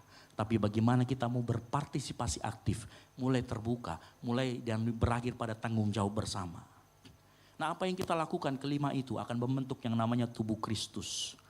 Dan kalau kita memiliki nilai yang sama dalam komunitas, setiap orang yang kita temui dalam komunitas akan mengalami Yesus. Bukan sekedar kenal tahu Yesus, tapi dia akan mengalami Yesus. Dan orang sudah mengalami Yesus, transformasi kehidupan, saya pasti 100% yakinkan akan terjadi dalam kehidupannya. Dan Tuhan melakukan itu lewat komunitas-komunitas permuliaan. Saya berdoa di tempat ini, engkau yang belum masuk komunitas, engkau yang mungkin saat ini masih apatis terhadap komunitas, bahkan merasa saya tidak suka cerita-cerita begitu dalam komunitas, mungkin kau datang dulu dengarkan. Dengarkan orang lain. Karena seni mendengar, itu yang orang gak punya. Kalau seni ngomong, pendeta paling jago. Ya. Tapi kalau seni mendengar, belum tentu orang jago. Ya. Halo. Yang terakhir, lalu bagaimana kalau orang sudah terlanjur jenuh? Kita akan membahas di sana orang-orang yang bagaimana mencegah kejenuhan itu masuk. Lalu bagaimana orang yang jenuh? Nah, orang yang jenuh akibatnya Paulus menggambarkan orang yang jenuh itu orang yang tertidur. Kalau dalam satu komunitas 1 Tesalonika 5 ayat 6 dikatakan begini, sebab itu janganlah kita tidur. Ternyata digambarkan seperti orang yang tidur. Orang yang menunggu lama itu biasanya bosan. Lalu biasanya dia tidur. Ada gak ceritanya? Ada, Matius 25 nanti. Baca tentang perumpamaan wanita yang bijak dan wanita yang bodoh. Mereka ngapain? Tertidur. Ya, orang tertidur sering digambarkan seperti orang yang jenuh, lelah, menunggu. Ya.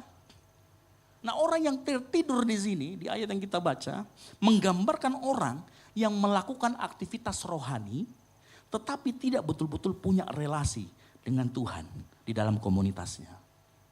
Saya ulangi lagi, orang yang tertidur adalah orang yang melakukan, mungkin dia pelayanan, mungkin dia berkhotbah, tetapi dia betul-betul tidak punya relasi dengan Tuhan. Sehingga dia ke gereja, doa, bernyanyi, bertepuk tangan. Hanya cuma sekedar absensi di hari Minggu, hanya sekedar rutinitas. Bapak Ibu saya tahu ini penyakit klasik, sama-sama katakan klasik. Dari saya SD sampai sekarang model begini selalu ada di dalam gereja. Bahkan selalu, bukan hanya itu, bukan hanya di dalam gereja, masuk komunitas pun banyak penyakit-penyakit seperti ini. Tidak pernah dia ada di aktivitas rohani, tapi tidak pernah tersambung dengan sumber hidup yang sejati. Ya. Paulus pernah tegur orang seperti ini dalam 2 Timotius 3 ayat yang kelima. Paulus berkata, secara lahiriah mereka menjalankan ibadah mereka, tetapi pada hakikatnya mereka memungkiri kekuatannya. Ini orang yang sering hanya datang rutinitas. Rohaninya sangat kering, dengar khotbah cuman.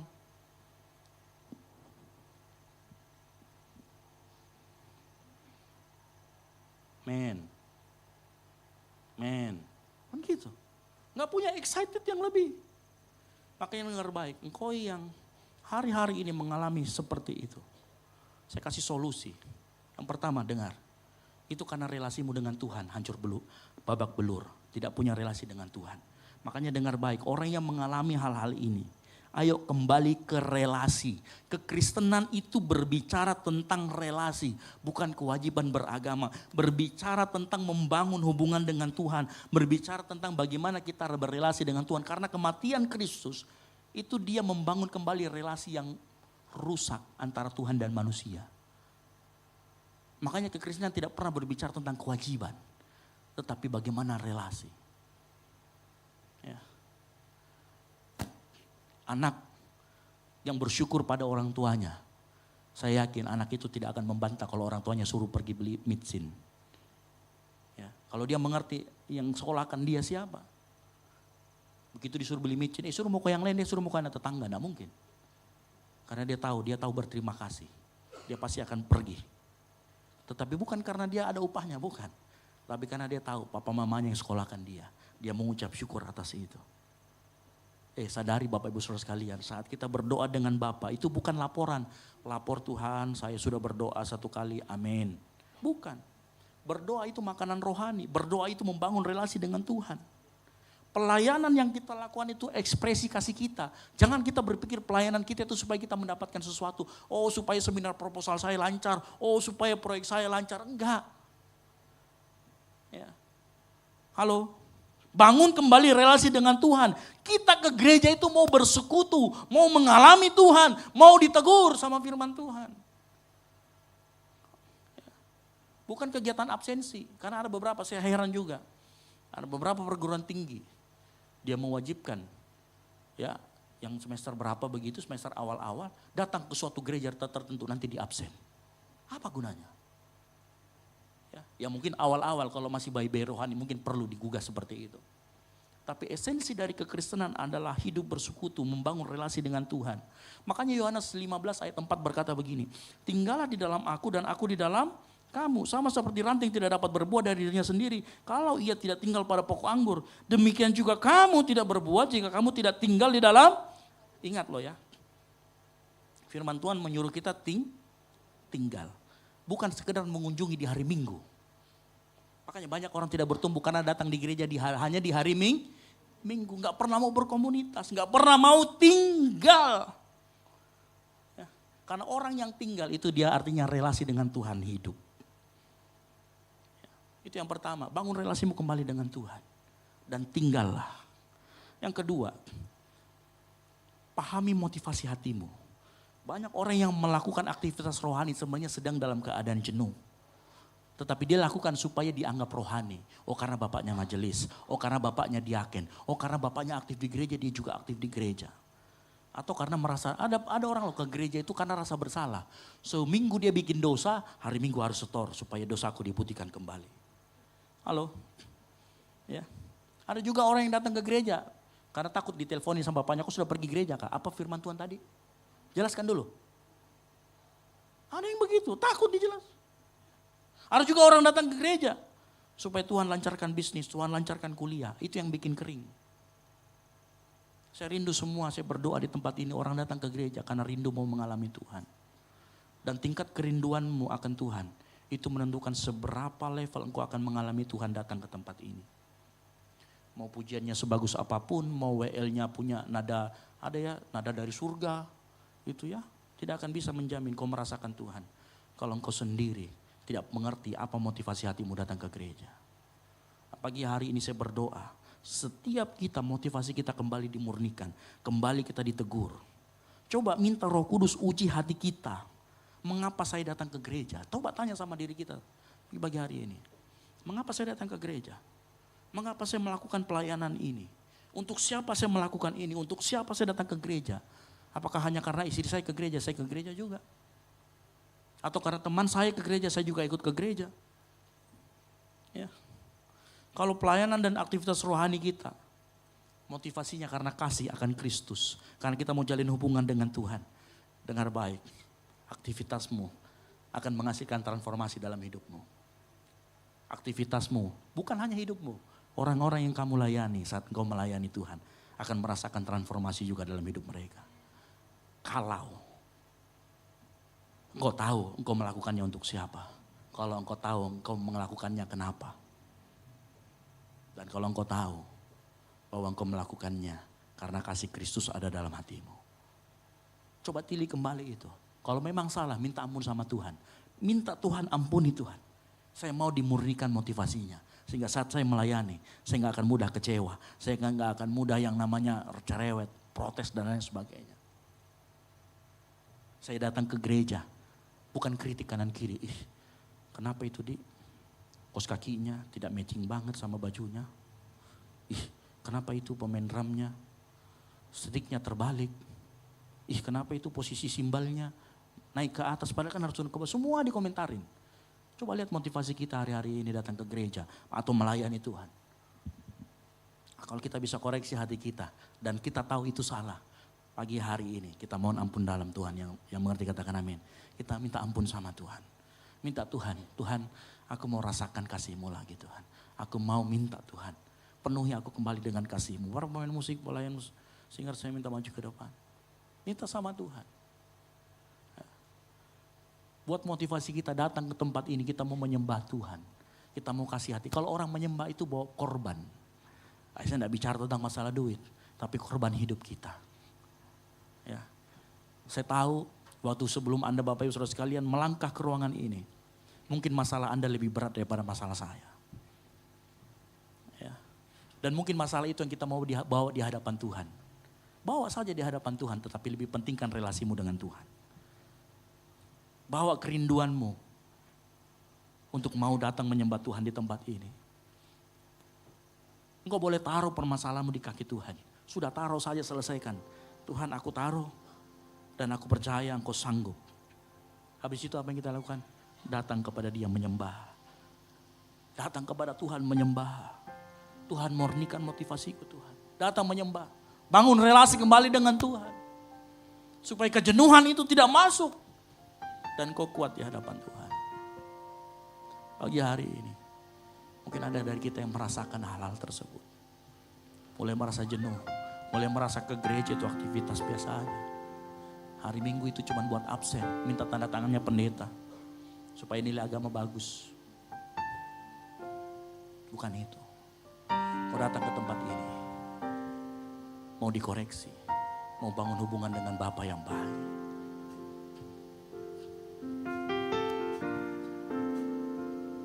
Hati yang menyembah, hati yang melekat padamu Yesusku, kekasih hatiku, Engkaulah hidupku, segalanya bagiku, pujaanku selama. Hati yang menyembah, hati yang menyembah, hati yang melekat padamu Yesusku, kekasih hatiku, Engkaulah hidupku,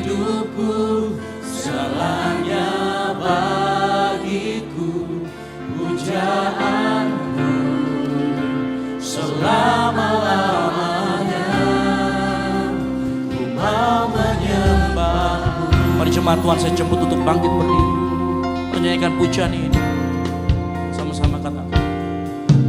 Ku datang Tuhan, temukan wajah-Mu dengan hati tulus. Hanya rasa cinta kepadamu yang menarikku dekat padamu. Hati yang menyembah, hati yang menyembah, hati yang melekat padamu, Yesusku, kekasih hatiku. Engkaulah hidupku, jalannya bagiku, pujaanku selama-lamanya. Hati yang menyembah, hati yang menyembah, hati yang melekat padamu, Yesusku, kekasih hatiku. Engkaulah hidupku, jalannya bagiku, pujaanku selama-lamanya. Mau menyembah. Hari-hari ini kalau ada dari kita yang merasakan kejenuhan, saya cuma mau mengajak kita mau menyembah Tuhan di tempat ini. Bangun relasi kembali dengan Tuhan. Telusuri kembali motivasi hatimu di hadapan Tuhan. Kita datang menyembah bukan kita cuma dapat berkat. Kita datang menyembah karena memang Dia yang layak untuk disembah. Karena hanya Dia satu-satunya yang mengerti dan tahu. Dia satu-satunya yang peduli. Pada saat Dia datang ke dunia, Dia korbankan dirinya itu karena Dia cinta, Dia kasih kepada kita. Dan kita datang menyembah Dia.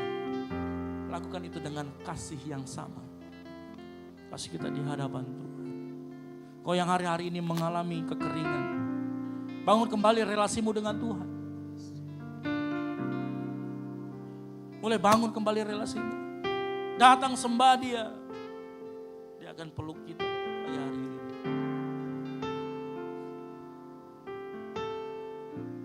Kau yang mulai suam-suam kuku, datang menyembah pagi hari ini.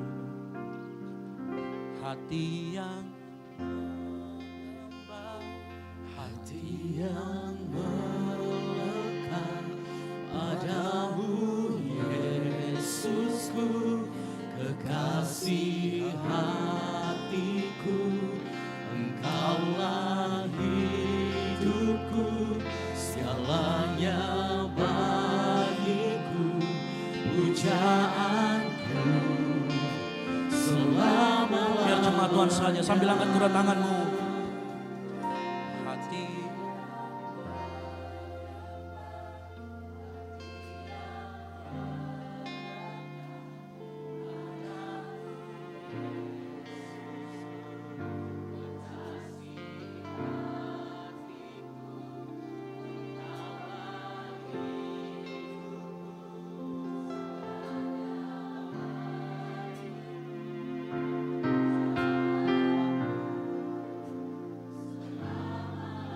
terus katakan hati yang menyembah.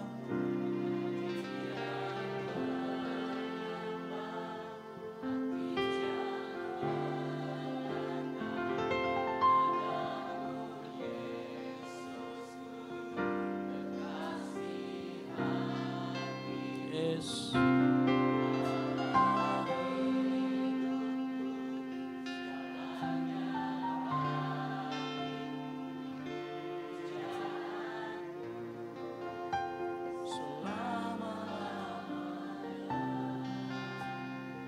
Mau menyembah, mari sembah, angkat suara.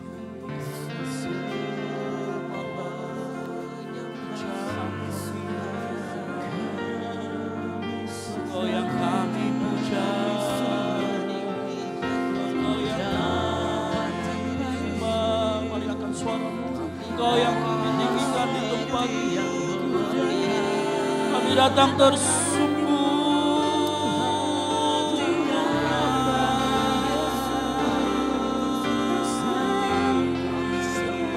Hati kami mau menyembahmu, Allah yang luar biasa.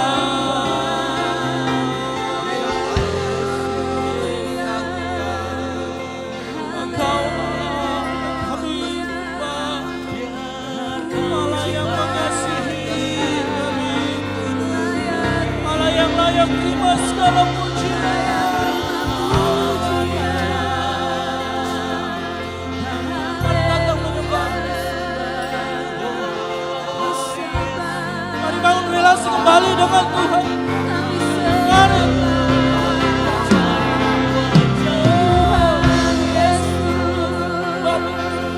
Bapakku,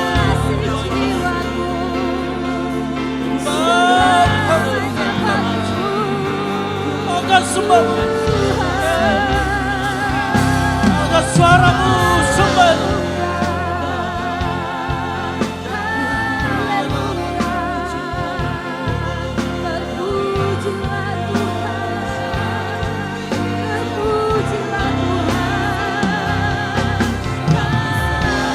Zaman, zaman,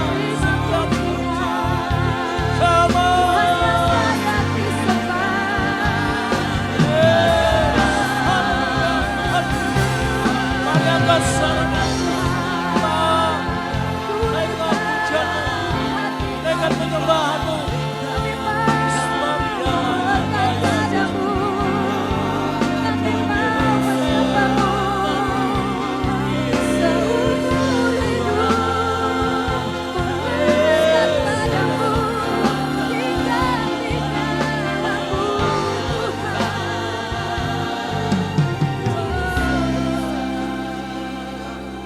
sembah dan puji Dia. Katakan sembah dan puji Dia. Sembah dan puji Dia. Sembah dan puji Dia. Sang Raja. Sembah dan puji. Sembah dan puji Dia. Sembah dan puji Dia. Sembah dan puji Dia.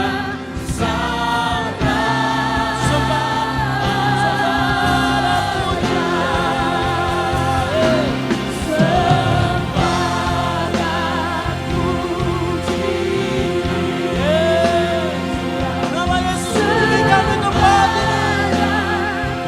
Amin. Sembah dan puji Dia. Sang Raja. Sembah dan puji Dia. Amin.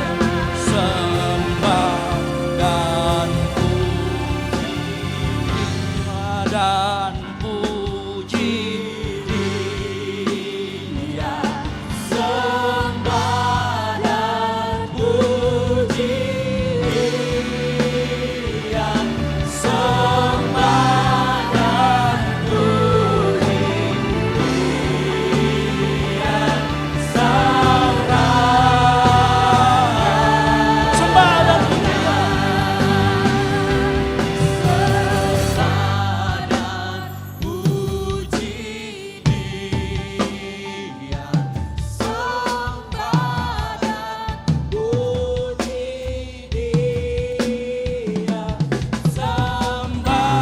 dan puji Dia.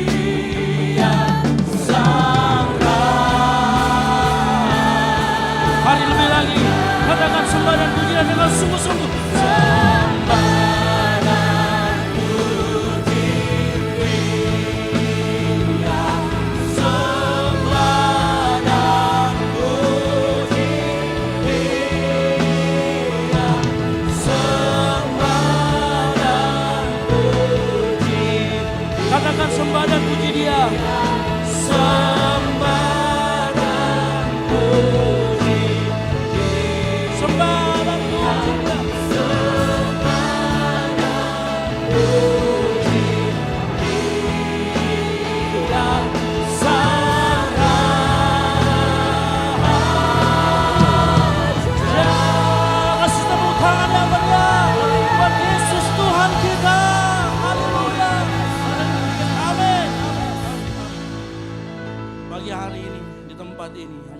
Tuhan yang ditinggikan. Kami mengucap syukur Bapa buat jawaban doa-doamu.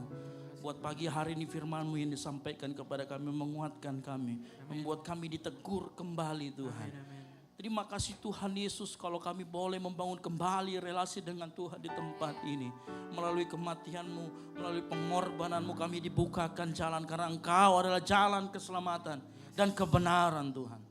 Terima kasih Tuhan Yesus untuk pagi hari ini. Biar firman yang sudah disampaikan tidak hanya disampaikan saja, tetapi betul-betul firman Tuhan itu berbicara kepada setiap hati kami, mentransformasi kehidupan kami, sehingga pulang kami tidak sama lagi. Kami menjadi pribadi-pribadi yang baru di hadapan Tuhan. Terima kasih Tuhan Yesus, terima kasih. Ini yang menjadi doa kami, sambut dan sempurnakan, biar kehendak-Mu yang jadi di dalam nama Tuhan Yesus Kristus. Yang diberkati firman Tuhan, sama-sama katakan amin. Baik, Tuhan Yesus berkati, silakan duduk. Puji Tuhan. Saya yakin kita semua diberkati dengan kebenaran firman Tuhan. Amin. Amin. Yang diberkati dengan kebenaran firman Tuhan, boleh lambaikan tangan buat Tuhan kita. Luar biasa. Saya percaya kita sudah menerima kebenaran firman Tuhan dan firman Tuhan itu mengambil bagian dalam kehidupan kita.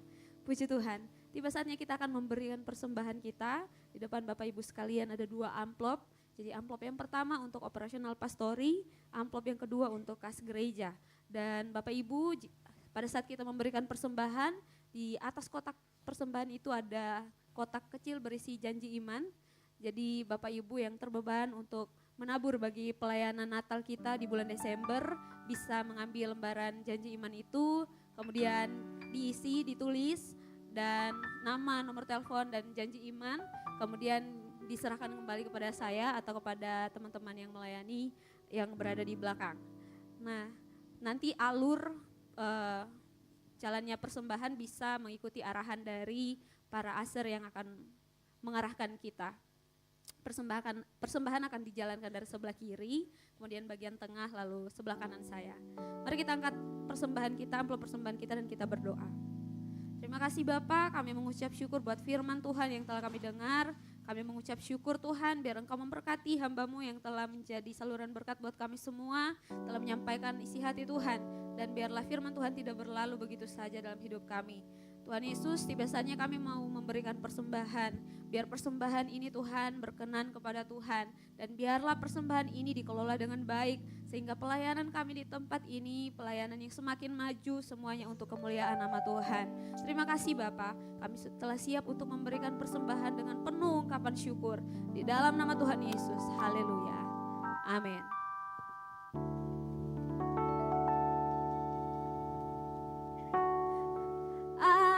Sanggup melakukan segala perkara. Selamat memberi, Tuhan Yesus memberkati kita semua.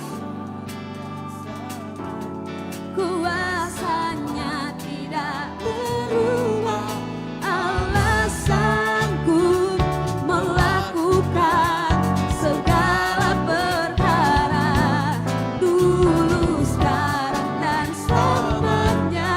Kuasanya tak berubah.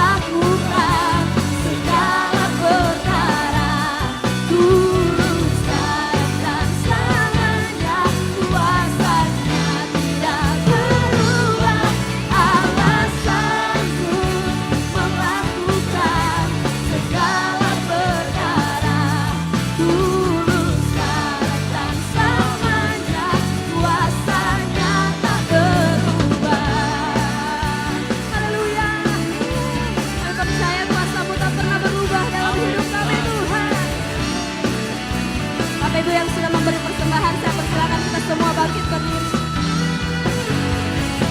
Sekali lagi kita tinggikan Tuhan kita.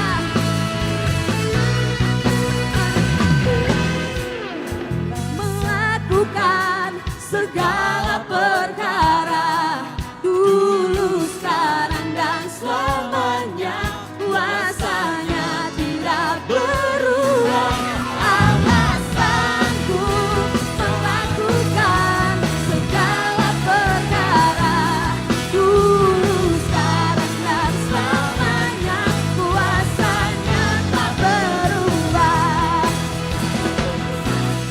Allah sanggup melakukan segala perkara dulu, sekarang dan selamanya, kuasanya tidak berubah. Allah sanggup melakukan segala perkara dulu, sekarang dan selamanya, kuasanya tak berubah.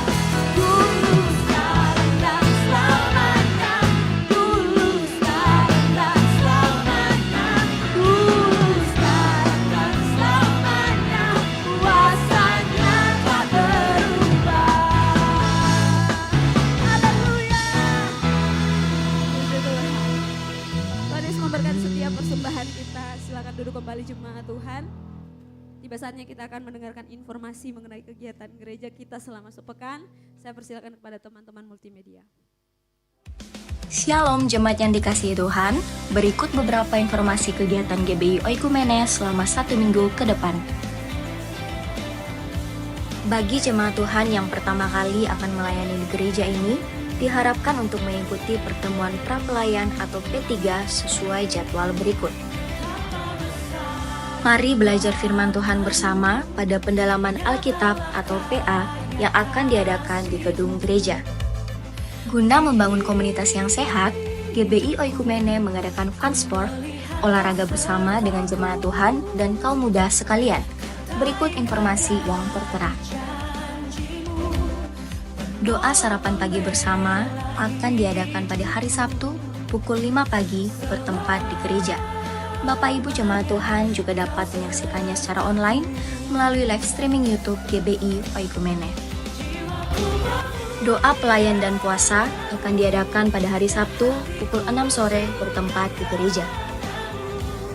Gladi bersih untuk ibadah raya pertama akan diadakan pada hari Sabtu pukul 7 malam, ibadah raya 2 pada hari Minggu pukul setengah 3 sore, dan gladi bersih untuk ibadah raya ketiga akan diadakan pada hari Sabtu pukul 10 pagi. Ibadah raya Minggu diadakan sebanyak 3 kali, yaitu pukul 9 pagi, pukul setengah 5 sore, dan pukul 7 malam. Ibadah raya yang pertama dan yang kedua akan disertai ibadah anak sekolah minggu. Ibadah-ibadah ini dapat disaksikan secara online melalui live YouTube GBI Oikumene. Bagi saudara-saudari yang ingin mendapatkan dukungan doa, silakan menghubungi nomor berikut. Pondok Daud akan diadakan setiap hari Selasa dan Jumat pukul 3 sore bertempat di ruang sekolah minggu. Bagi jemaat Tuhan yang berkerinduan untuk didoakan, silakan mengisi form pokok doa yang telah disiapkan. Mari tetap saling menopang dalam doa-doa kita kepada Tuhan. Bagi saudara-saudari yang membutuhkan layanan konseling, penyerahan anak, dan pernikahan, silakan menghubungi nomor berikut. Baptisan akan diadakan pada minggu terakhir setiap 3 bulan sekali. Bagi saudara sekalian yang membutuhkan layanan baptisan, silakan menghubungi nomor berikut. Persembahan persepuluhan dan persembahan lainnya dapat ditransfer melalui rekening BCA dengan nomor 7993 111 777 atas nama GBI Oikumene. Jangan lupa untuk mencantumkan keterangan untuk setiap persembahan yang diberikan. Perpuluhan yang jemaat Tuhan berikan akan dipergunakan seluruhnya untuk pekerjaan Tuhan di tempat ini dan akan dilaporkan secara periodik serta terbuka kepada jemaat Tuhan sekalian. Bagi Bapak Ibu jemaat Tuhan dan saudara sekalian yang rindu untuk melayani Tuhan, silakan mengisi formulir dengan cara scan barcode berikut atau menghubungi nomor berikut. Mari memakai waktu dan talenta yang Tuhan beri bagi kemuliaan namanya. Demikian informasi mengenai kegiatan GPI Oikumene selama sepekan. Selamat hari Minggu, Tuhan Yesus memberkati. Puji Tuhan, ada beberapa pengumuman tambahan buat kita semua. Yang pertama-tama, selamat datang kami ucapkan buat jemaat Tuhan yang baru pertama kali hadir di gereja ini. Apabila jemaat Tuhan datang ke Makassar, belum mendapatkan gereja tetap untuk bertumbuh, gereja ini terbuka buat kita semua. Mari bergabung di dalam komunitas, mari bergabung bertumbuh di dalam gereja. Di gereja ini sangat terbuka buat kita semua. Di sebelah kiri kanan Bapak Ibu sekalian ada pelayan ASER, mereka membawa lembaran untuk form selamat datang buat jemaat Tuhan yang baru pertama kali hadir. Jadi jangan ragu untuk diisi, jangan ragu untuk minta lembarannya, agar supaya nanti pada saat kita keluar bisa ditukarkan dengan souvenir yang telah disediakan gereja. Lebih dari itu bisa kita follow up supaya kita bisa tergabung dalam komunitas, dalam grup-grup gereja kita, supaya kita tidak ketinggalan informasi tentang kegiatan-kegiatan gereja. Nah, pengumuman yang selanjutnya, Bapak Ibu yang rindu untuk didoakan, ditopang di dalam doa, para ASER mereka juga membawa lembaran pokok doa. Jadi Bapak Ibu silakan diminta dan diisi lembaran pokok doanya, nanti diserahkan kembali kepada Kak Esra yang tadi berkhotbah atau mungkin Pastor Peter dan para pelayan ASER yang berada di belakang. Kegiatan-kegiatan gereja kita tadi telah disampaikan dan lebih lanjut akan disampaikan seperti biasa di dalam grup gereja. Oleh sebab itu Bapak Ibu yang belum tergabung dalam grup, ayo segera bergabung supaya kita tidak ketinggalan informasi mengenai kegiatan gereja.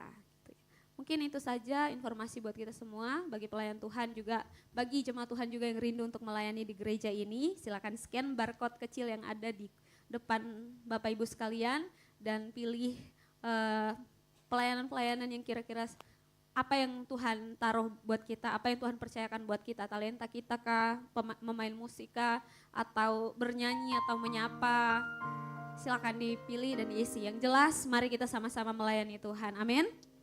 Ya itu saja informasi buat kita semua, pengumuman tambahan buat kita semua, Tuhan Yesus memberkati. Sukacita melimpah atas kehidupan kita, boleh lambaikan tangan kita pada siang hari ini, amin. Haleluya. Yang percaya Yesus sumber sukacita, kita bangkit berdiri bersama-sama. Kami menaikkan doa kami, syukur kami Tuhan. Hanya Engkau yang membuat kami terkagum Tuhan. Sungguh kami kagum kepadamu Bapa. Engkau Allah sumber segalanya dalam kehidupan kami. Terima kasih Tuhan.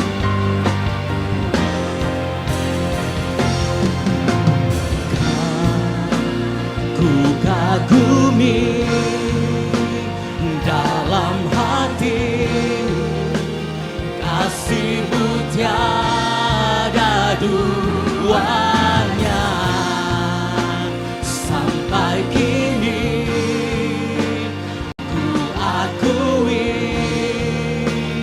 kasih-Mu tiada duanya. Kasih Tuhan. Kagumi dalam hati, kasih-Mu tiada. Sampai kini Tuhan, Kau tetap Allah yang memegang tangan kami Bapa. Kami bersyukur Tuhan. Kasih-Mu tiada duanya.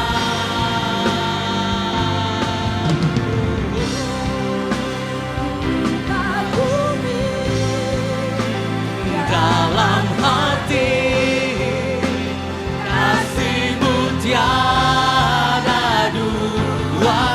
Sampai kini ku akui, Yesus Tuhan kami, kasih-Mu tiada duanya. Kasih-Mu tiada.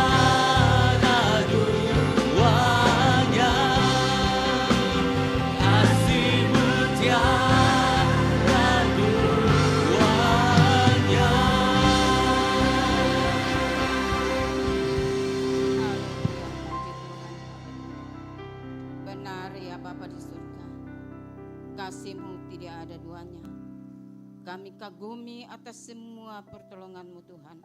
kasih setiamu yang tidak pernah berkesudahan dalam kehidupan kami. Kami bersyukur dan berterima kasih pada saat ini.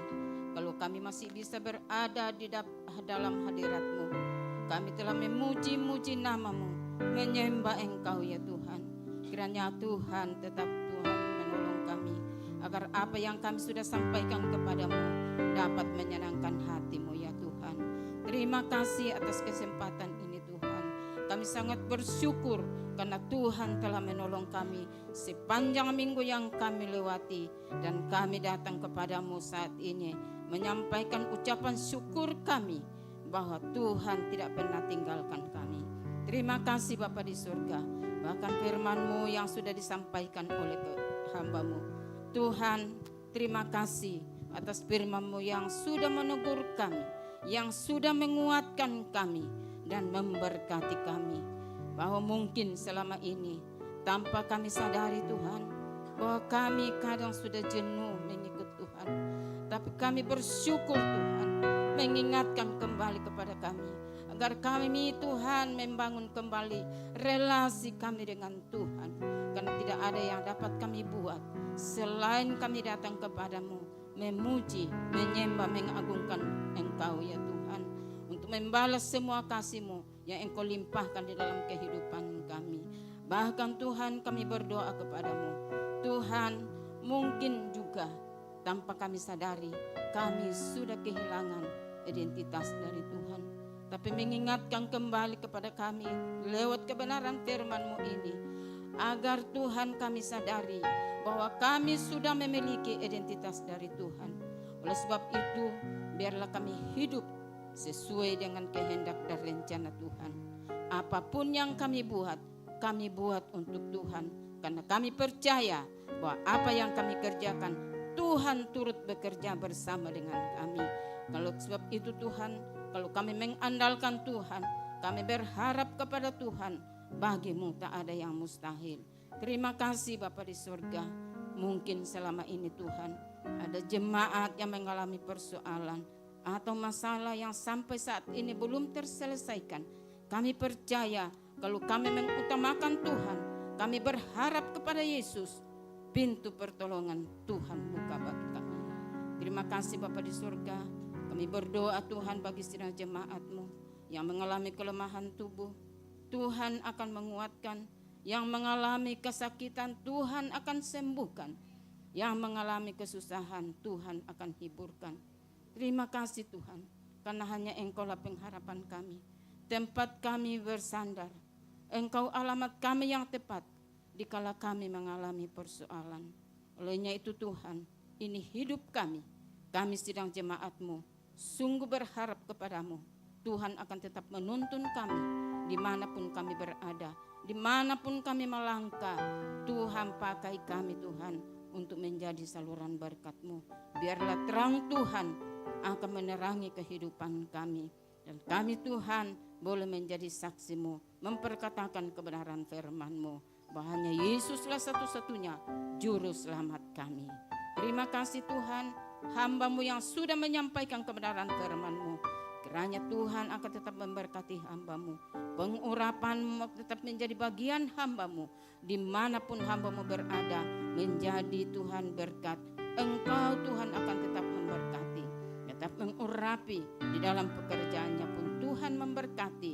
Di dalam rumah tangganya pun Tuhan akan memberkati.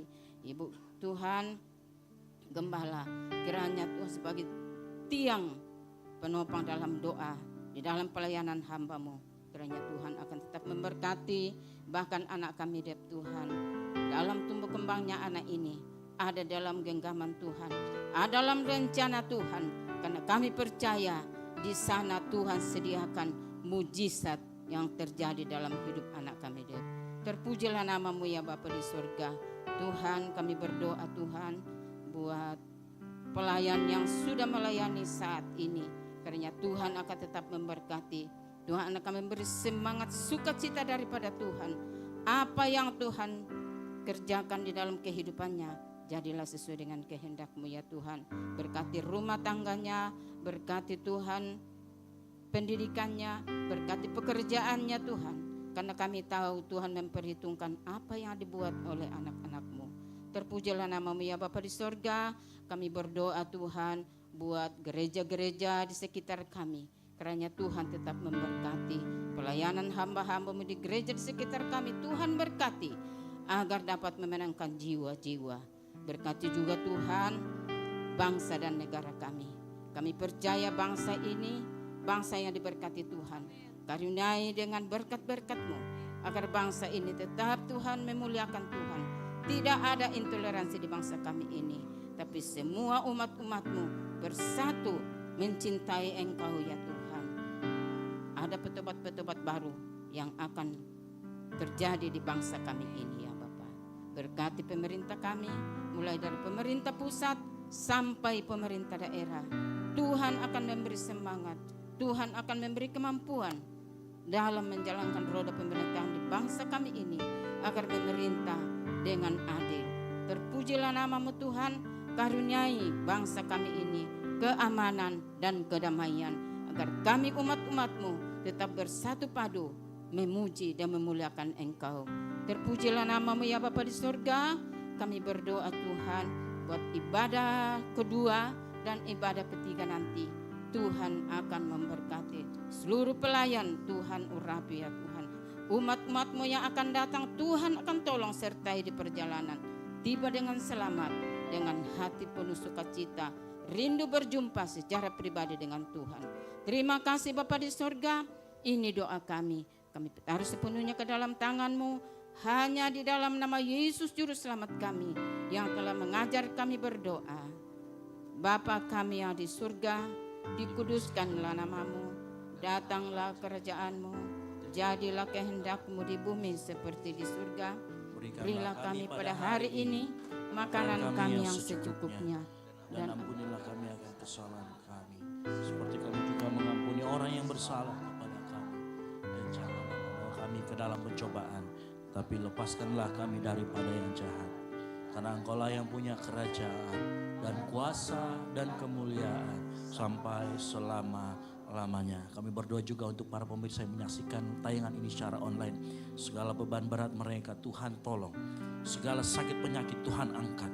Dan biarlah mereka yang berbeban berat, yang tertutup jalannya, Tuhan bukakan jalan. Mari kita angkat kedua tangan kita. Kuatkan dan teguhkan hatimu dengan sungguh-sungguh. Bertindaklah hati-hati sesuai dengan seluruh hukum firman Allah yang telah disampaikan melalui firman Tuhan. Janganlah menyimpang ke kanan atau ke kiri supaya engkau beruntung kemanapun engkau pergi. Janganlah engkau lupa memperkatakan firman Tuhan ini dan melakukannya. Renungkan itu siang dan malam, supaya dengan demikian perjalananmu akan berhasil dan engkau akan beruntung. Oleh karena itu, pulanglah dan jadilah terang sehingga Injil diberitakan melalui hidupmu.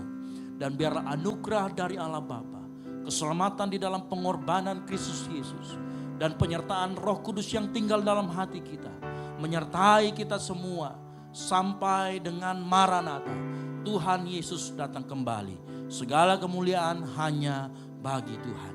Yang percaya dan diberkati Tuhan, sama-sama katakan amin. Selamat hari Minggu, terus memberkati, dan silakan mengambil saat teduh sejenak.